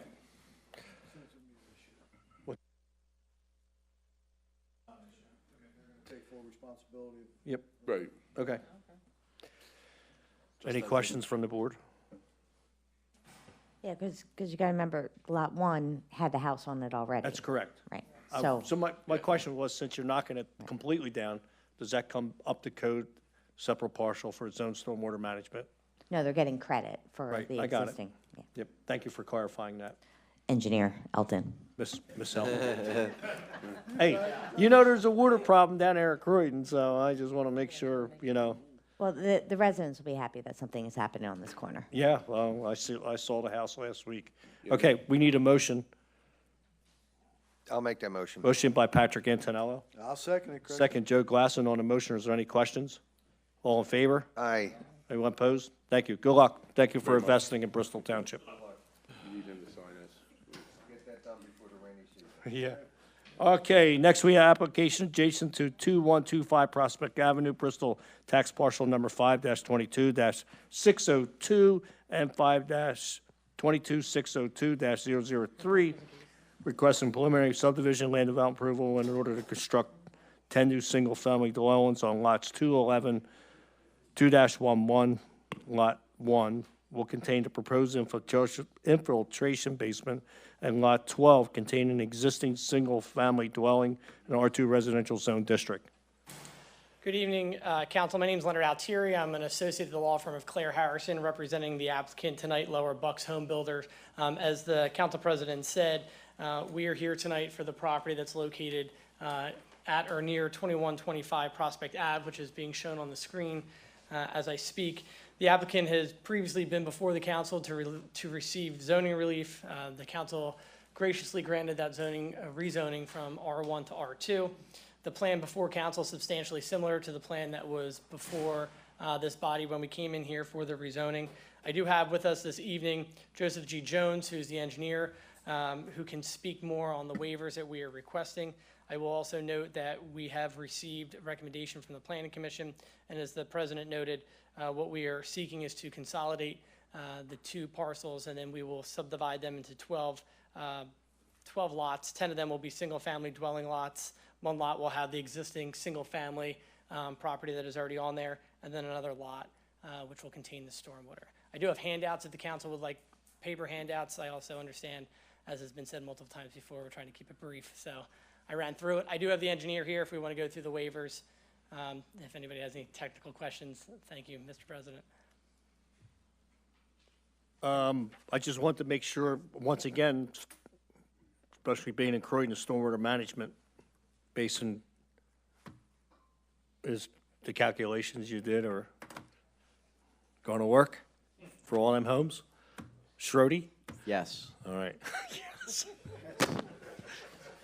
All right, so. Is there sidewalks? So we are in receipt of the engineer's review letter. For Right. most of that, it's a will comply. Okay. We can have further conversations with regards to the sidewalk and potential dedication of the road that we're going to be putting in there, but we have no problem continuing those discussions as we start buttoning everything else up. Okay. And if I remember when I went to the zone and planning, but it's pretty Kurt Schroeder, I'm sorry, new business. This is pretty much by right for the size of the lots Yeah, with the zoning change, that allowed this configuration to be by right? by right. By right. And, yeah, so it's a pretty straightforward project. I mean, just on the street, you know, it's currently slated to be a private street and remain private. And the stormwater basin is in the front of the property. You can see the large area right off left. Prospect. So that'll also be privately owned and maintained by the entirety of the community along with the roadway. And as far as sidewalk goes, you may know that Maple Shade is in close proximity Right. and being redeveloped as a residential community. So we've asked each developer, there's really a small parcel, I forget the exact distance between the two communities that are planned, and between the two of them, they're going to work together and ensure that the sidewalk connection goes continuous between both communities. That's So nice. they're Good. very helpful in agreeing to do that, too. Maybe I missed it. Is it going to be an association? HOA? Yeah, I believe that's what we're going to be doing. HOA, going to have an HOA there. Okay. That's all the questions I have. I'm good. I'll make Okay. that motion. Motion by Patrick Antonello, I'll second it. second by Marcia Dunlap. On the motion, is there any questions? All in favor? Aye. Anyone opposed? Thank you. Thank you very much. Good luck, fellas. Thank you for investing in Bristol Township. Where are Good we to at? see you, Joe. Sorry you didn't talk.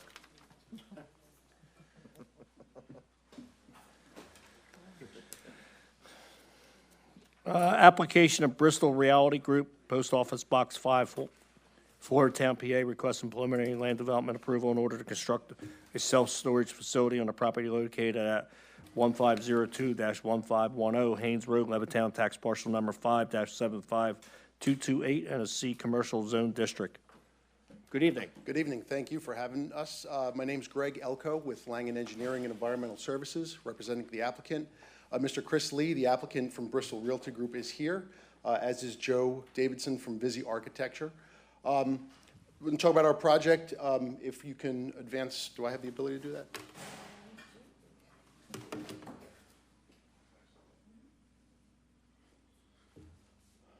Okay, so the site is about 2.2 acres.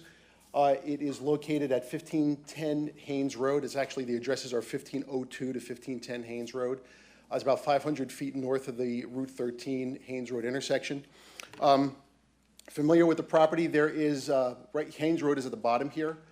There is a variety of structures. There's a two-story building. The first floor contains an office. Second floor contains an apartment, an existing pharmacy.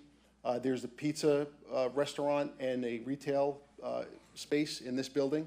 Behind that, there's an automotive use building. And in the back of the property, the bulk of the property, there is basically storage containers, a variety of vehicles that are stored outside. A couple other things just to note here. There is a paper street, 7th Avenue right-of-way, going along the northern side or western side of our property. It is unimproved. It's not open. It's not completely developed. There's a grass area that's between our property and the adjacent apartments, and then there's a driveway for the adjacent residential property next door. I just want to point that out because part of the project is going to propose to vacate that and clean that up.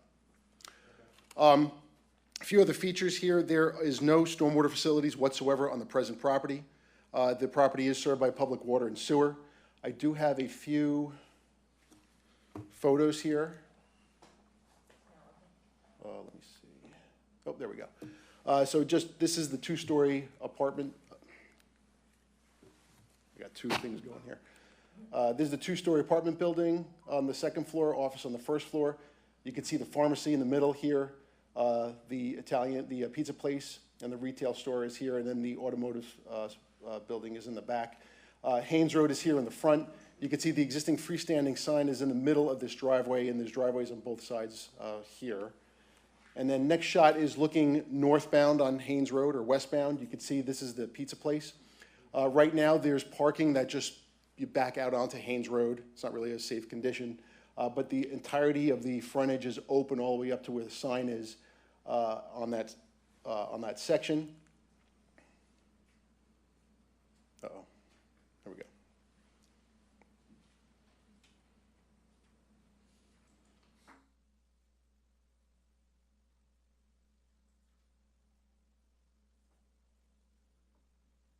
All right, thank you. Yeah, thank you. This photo is in between the pharmacy building and the two-story building. You can see the majority of the site has just gravel, dirt. There's some ponds. There's a variety of different pavement issues that are there. And if you go to the next slide, you could see an aerial view of the back. This is where all the storage containers and the outdoor storage of cars and vehicles and boats and different things is in the back here. So that's a present view of the property. If you go to the next slide, we'll just jump to the site plan. So the proposal is to construct a self-storage facility in place of where all those storage containers are in the back, basically clean up the property. Let's go back. I want to finish this. It's in 6 proposed buildings. There's about 110 self-storage units. I say about because the buildings are configured so they could be different sizes of units within each building. They're 1-story tall. They're 12 feet. They comply with the ordinance. All of this area will be paved in the back where the self-storage facility is. And there'll also be improvements to the existing frontage as well. What we're proposing to do is to pave the areas of the parking lot that are not paved today. We are going to close off the entrance to the, that's on the northernmost side of the site and consolidate the 2 entrances on either side of the sign so that it lines up with Junewood Drive across the way. We're putting curbing and sidewalk along the frontage, and we're installing a drainage system. There's going to be a drainage system for the proposed development as well as the existing development itself. It'll consist of a combination of underground storm drain and a rain garden as well. Landscape buffering between our facility and the adjacent apartments. The facility is going to be secure. It's going to have a 6-foot chain link fence with security slats around it, in addition to the landscape buffering. It'll be keyless entry. It'll be a rolling gate across the back as well. And if you go to the next slide, you can see a couple of perspectives. There's a perspective just looking at the self-storage facility from the area of the apartment building. And then if you go to the next slide, this is just a closer view. You can see the roll-up doors that are very standard with self-storage facilities, pavement, bollards protecting the building corners, et cetera. We received a variety of variances back in December of '21. A large majority of these is related to the existing site. It's a small site. It's got a lot of stuff on it. But, you know, it also accommodated the self-storage facility as well. If you go to the next slide, you can see this is 7th Avenue. Part of the project is to propose vacation of that right-of-way. It's in green here. And as I said, it runs along the entirety of our western property line. 2 properties are involved, the apartment building property that's adjacent to the site and this single-family residence that's also adjacent to the site. My understanding is that this will be worked out following approval between the town council and our attorneys.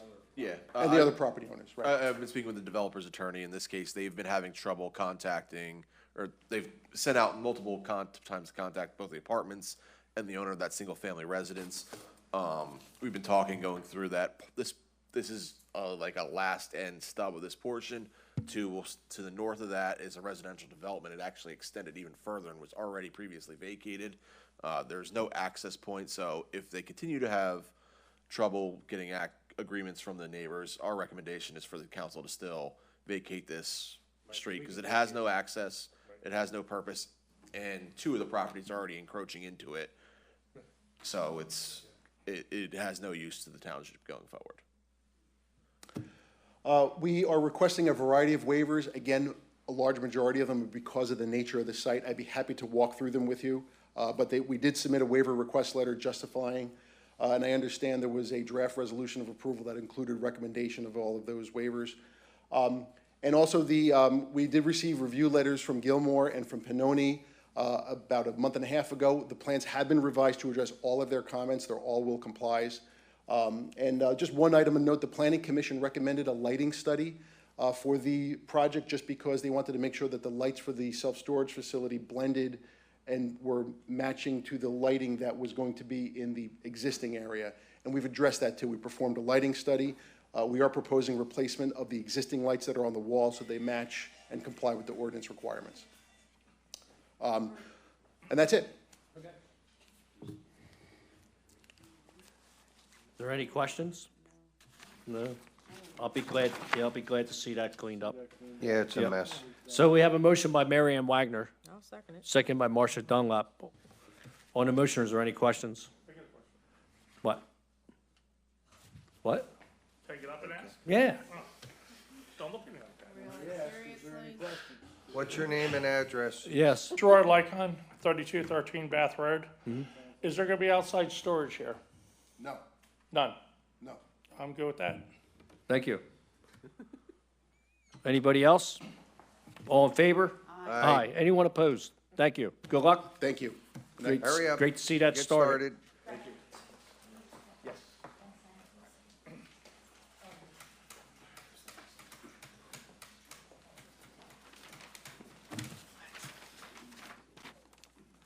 Application, next on the agenda, application of VSP Enterprise co-owner Brian Kennedy, 3 Sarah Drive, Newtown, requesting preliminary and final land development approval in order to construct a storage warehouse building on a property located on Hardy Street, Levittown, tax parcel number 5-73-68, in an M2 heavy manufacturing zone district. Good evening. Good. Good evening. Brian Conlon also with Langen Engineering and Environmental Services. And I'm here tonight with Brian Kennedy from VSP Enterprises, the owner and applicant of the subject property at 1407 Hardy Street. And if you could go one more, please. Brian owns, by point of reference, the property is located at the intersection of Airport Road and Hardy Street. And Brian owns both properties, one at the corner, which is a subject of this application, and which is vacant today, and the one just to the north of that where Brian has a building that's similarly to what he's proposing on the vacant lot. And what he's proposing is a 4,200 square foot building, 56 feet by 75 feet, a pole barn type structure, and it's to be used for Brian's expanding business. He owns a Snap-on. He's a Snap-on employee, a Snap-on route, and it's for the storage of his supplies and stuff for his building, for his business. We were previously before the zoning board, received a few variances, and we also have, I believe it's 13 waivers that I know are presented in our packet to you folks and in the draft resolution. That's really it. Again, it's an existing gravel lot. We are adding some green up front. It's all impervious today. We're adding a little bit of buffer in our dedicated right-of-way along Airport Road. And then we are proposing a small drainage system for detention of the drainage of the site. And I think that's really it, unless anyone has any questions. No. It's a pretty simple one. Again, stormwater management, that'll be able to handle what you're proposing there? Yeah, it's actually, again, because we're decreasing the impervious, so it's kind of over detaining what's there. So yeah, Okay. we're comfortable with the stormwater management All right. system. Kurt, any comments on that? I don't have any comments now. Okay. I'll make the motion. Motion by Marion Wagner, I'll second it. second, right? That's me. Ray, Ray thanks. Blaylock Good to see sighting. you, Ray, down there. Thanks for coming out. And we have a second by Ray Blaylock on the motion. Is there any questions? All in favor? Aye. Anyone opposed? Thank you. Good luck, gentlemen. Thank Thank you for you. investing in Bristol Township. Thank you.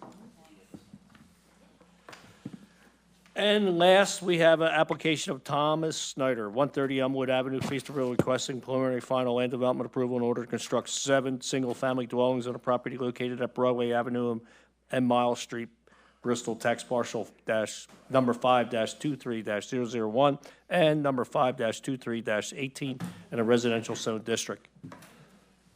Mr. McGinnis, good to see you. Good evening. Thanks for stopping out. Thanks for having me. Fun night so far.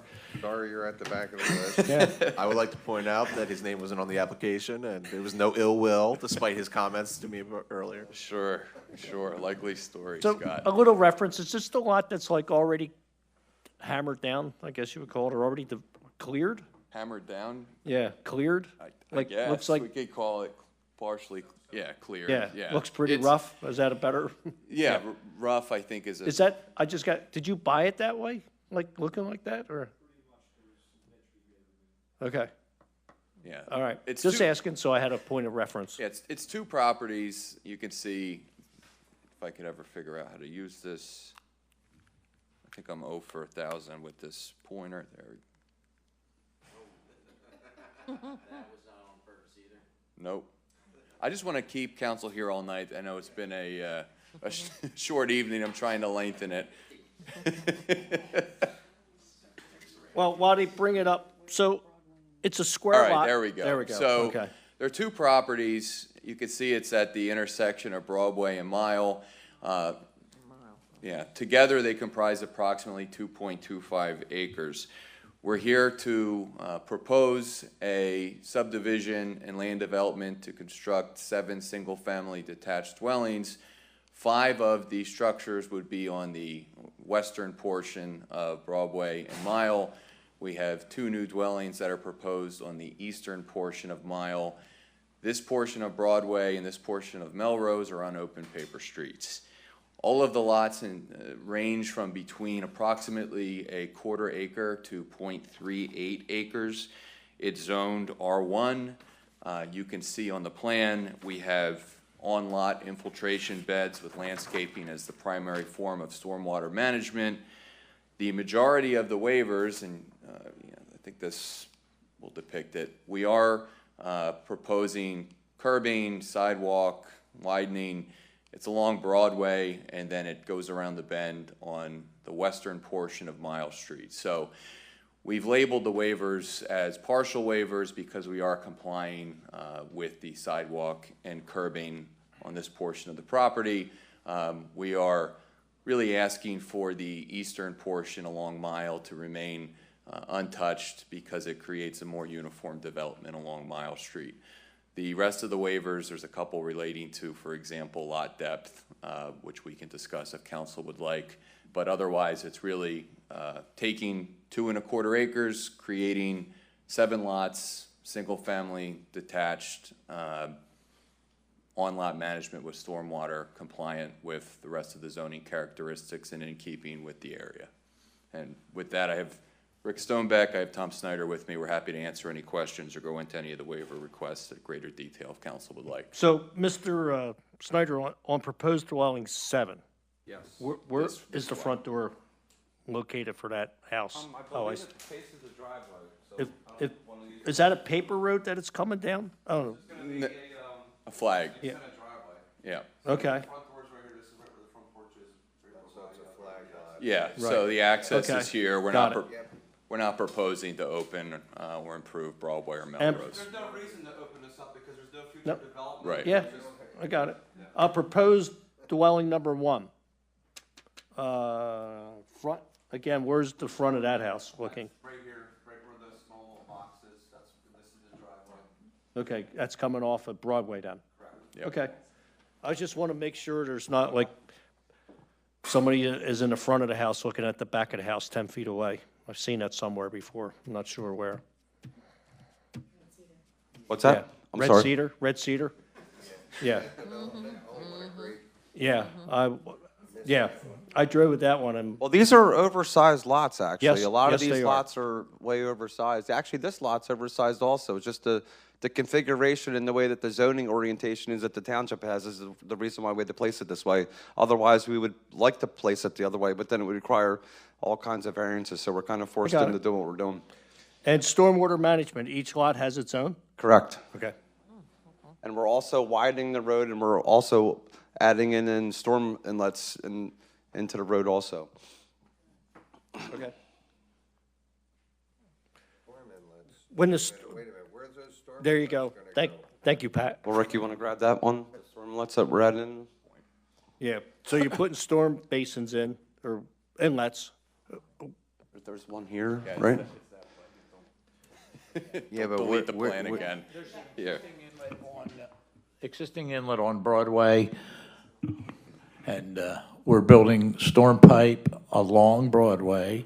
Got to and, extend it all the way up to here, yeah. And down into Mile to take the road runoff to the existing inlet. So right now, there's nothing that's there. There's no curbs, there's no sidewalks, there's just literally just a road that, there's And the nothing. one So inlet on we're the. gonna put all and the- those improvements yeah. in. Okay. Okay. Pat was asking, where do the inlets outflow to? Where's that water eventually go to? It's, you're saying he's gonna take it to the existing inlet up on Broadway? Correct, yes. And that's tied into There's a pipe that's here that's tied in that comes through here, and I believe, where does it go, Rick, this way? No, it comes down in an easement behind this is another cul-de-sac development. It comes down and then into the street of the cul-de-sac development. What? So it ties into an existing system that was designed for that project. Yeah, but where does that go?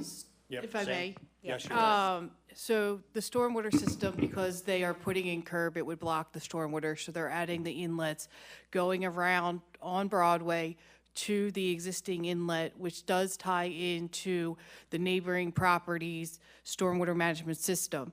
However, when you do stormwater management for these types of development, you're required to reduce what's already there.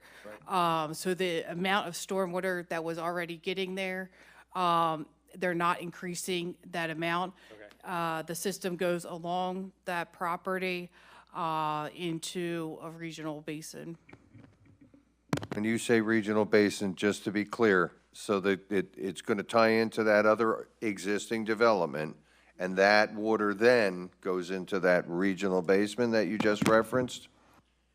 And where is that? So there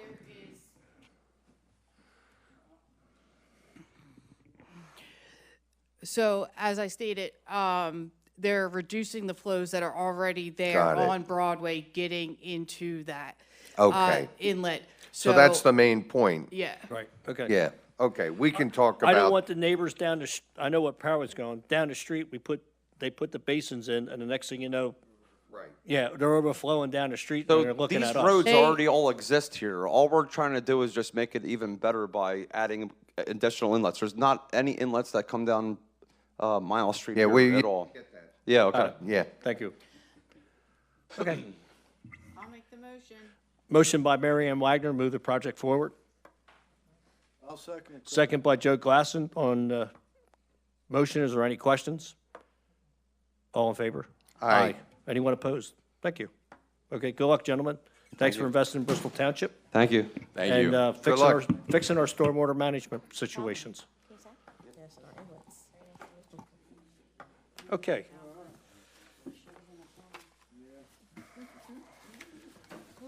All Thank right. God Samantha's here. Thank you, Samantha. Thank you, Samantha. Yeah. Why is Kurt here? Yeah, I don't know. Thank you. Oh, my God. Oh, my God. Right, that was my thought. What was that? What was that? What was that over here? Oh, yeah.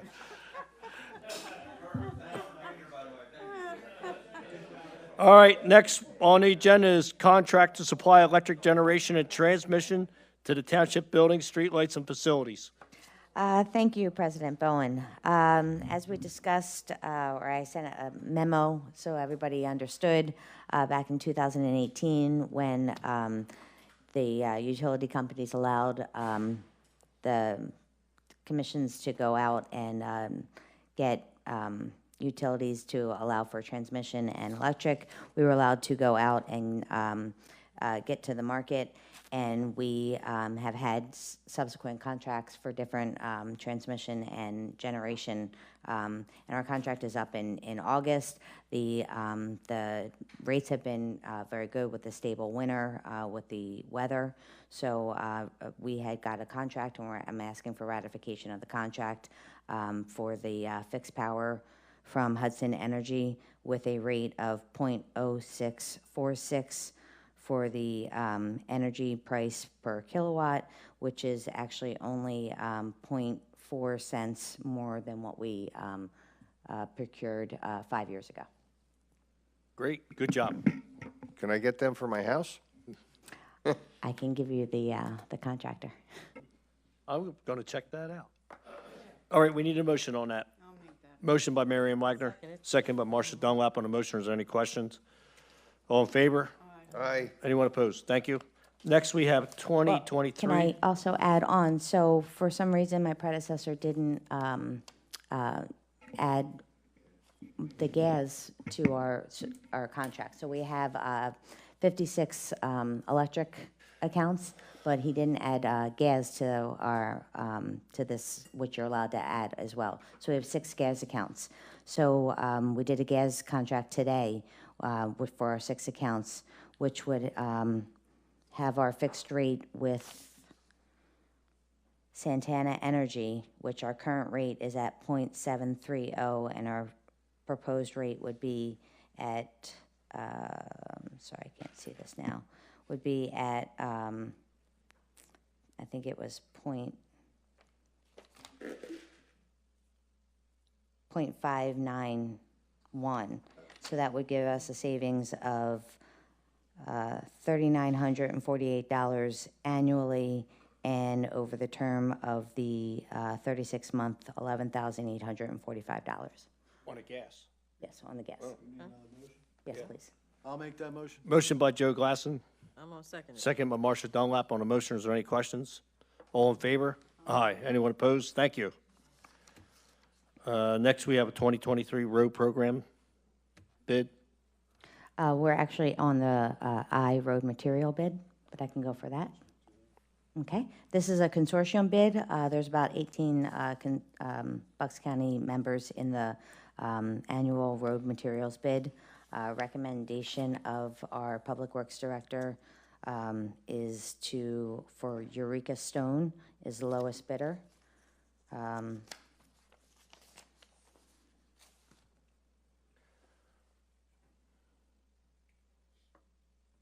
And they have varying rates for whatever stone that you're looking for. So I'm not going to read the 20 rates that they have, but that is the recommendation from our Public Works Director. And a motion is in order. I'll make that motion. Motion by Patrick Antonella. Second. Second by Joe Glassen on the motions. On the road program bid, any questions? All in favor? Aye. Anyone opposed? Thank you. And last, consider memorial marker sign at Humphreys Park. Well, we have to do the road program. Did I miss one? You're a little off numbered. We're on J. Oh. Oh, I got it. Yep, okay. Thank you. For the roads. All right, I like this one. 2023 road program bid. So we did a bid, and our township engineer is recommending JDM, Jane Morrissey, for $929,429.90 for our road program for 2023. That would be for 3.96 miles of roads. Motion is in order.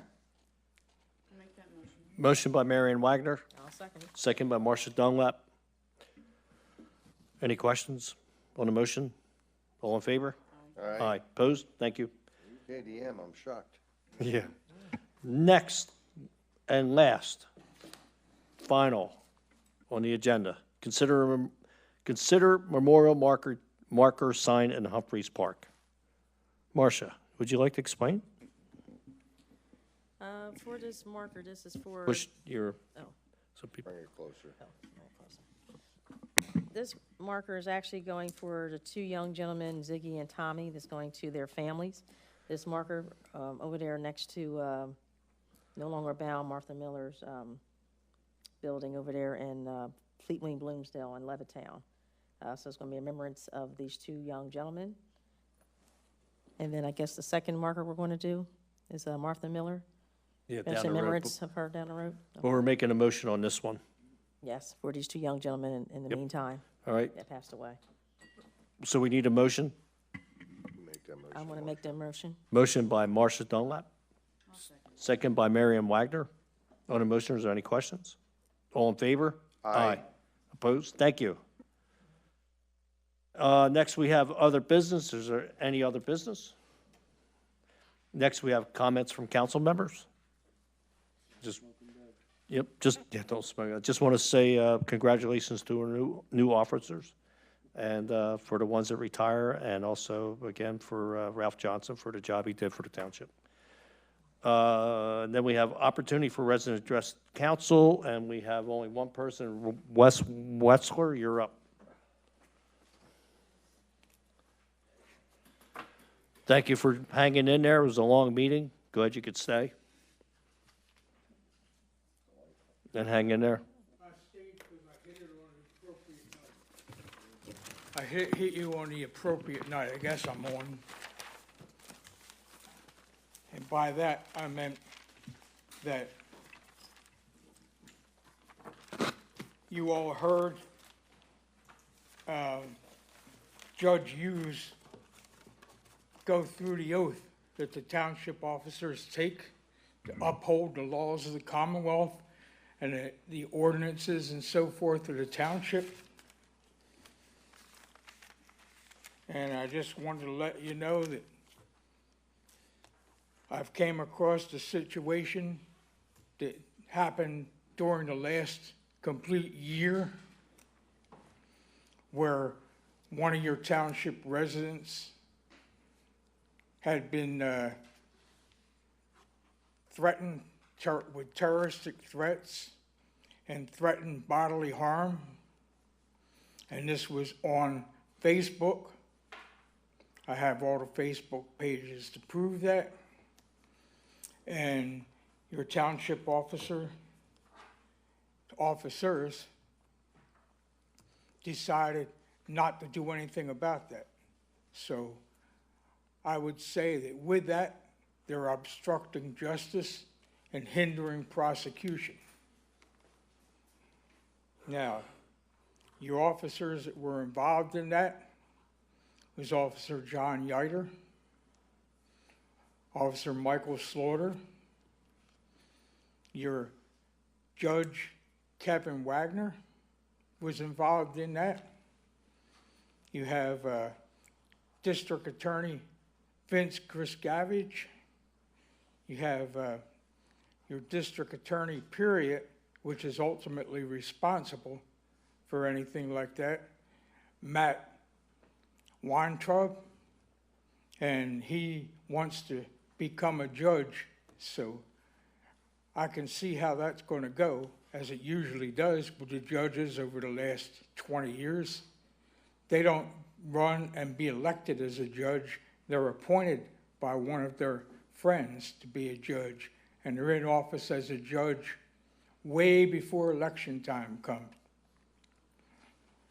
And the other person that was involved in that and is involved in that right now is Judge Raymond McHugh. He's a county judge. So I want to let you know that I'm not just down here picking on you. And I've been going and pursuing this. I do have paperwork that I will give to you, and I'll give it to the township manager, which can forward it to the president of the council for everybody else to review. So she'll probably also refer it to Randy. Right. So I guess you're not going to vote for Matt Weintraub if he runs for judge? That's what you're saying? What's the point in voting? They don't get voted in. I told you, they're appointed by their friends, and they're in office as a judge, sometimes for 2 years before the election even comes up. And you all know this. I mean, no, he's running for judge. Well, that's what I say. You don't have to run. One of his friends appoints him. Okay. And you'll probably find out that's probably like Finley Bateman. One of them guys appoints him, and he's judged for 2 years before the election even comes up. He can't do that. He's the DA. It's a conflict. He can't do it, Wes. He can't do it. It's not going to happen. He can't do it. All right, well. It happens all the time, Antonello. Maybe with somebody else, but not with the DA. It won't happen with the DA. It can't happen. Oh, yeah? Oh, okay.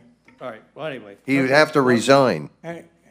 Well, think he's gonna all he resign? has to do is leave that post and become a judge, yeah. Holy mackerel. What is, what Sure. else? That's been going on for years. You're I right, don't know Wes. where you've been. Where have I been, I mean, Marcia? you know, you go and find out from Kevin Wagner, and you find out from his brother, Bob Wagner, and you go and ask questions to some of the people that are up there in the county. They can tell you that happens all the time. Well, you're conflating the magistrate's job with the Commonwealth judge's job. What's that? They're different. They are different. I didn't say nothing about the magistrates and the Commonwealth judge's job. I said that the Commonwealth judge, he wants to be a judge, so one of his friends will appoint him. And they'll appoint him, and he may be a judge for 2 years before he even comes up for election. Well, Wes, I appreciate you coming up. Thank you for staying the Take whole that meeting. under It was a long advisement. meeting, and we'll see you in a couple weeks. Have a great weekend, and thank you again, everybody. Thank you for tuning in, and see you in a couple weeks. Thank you.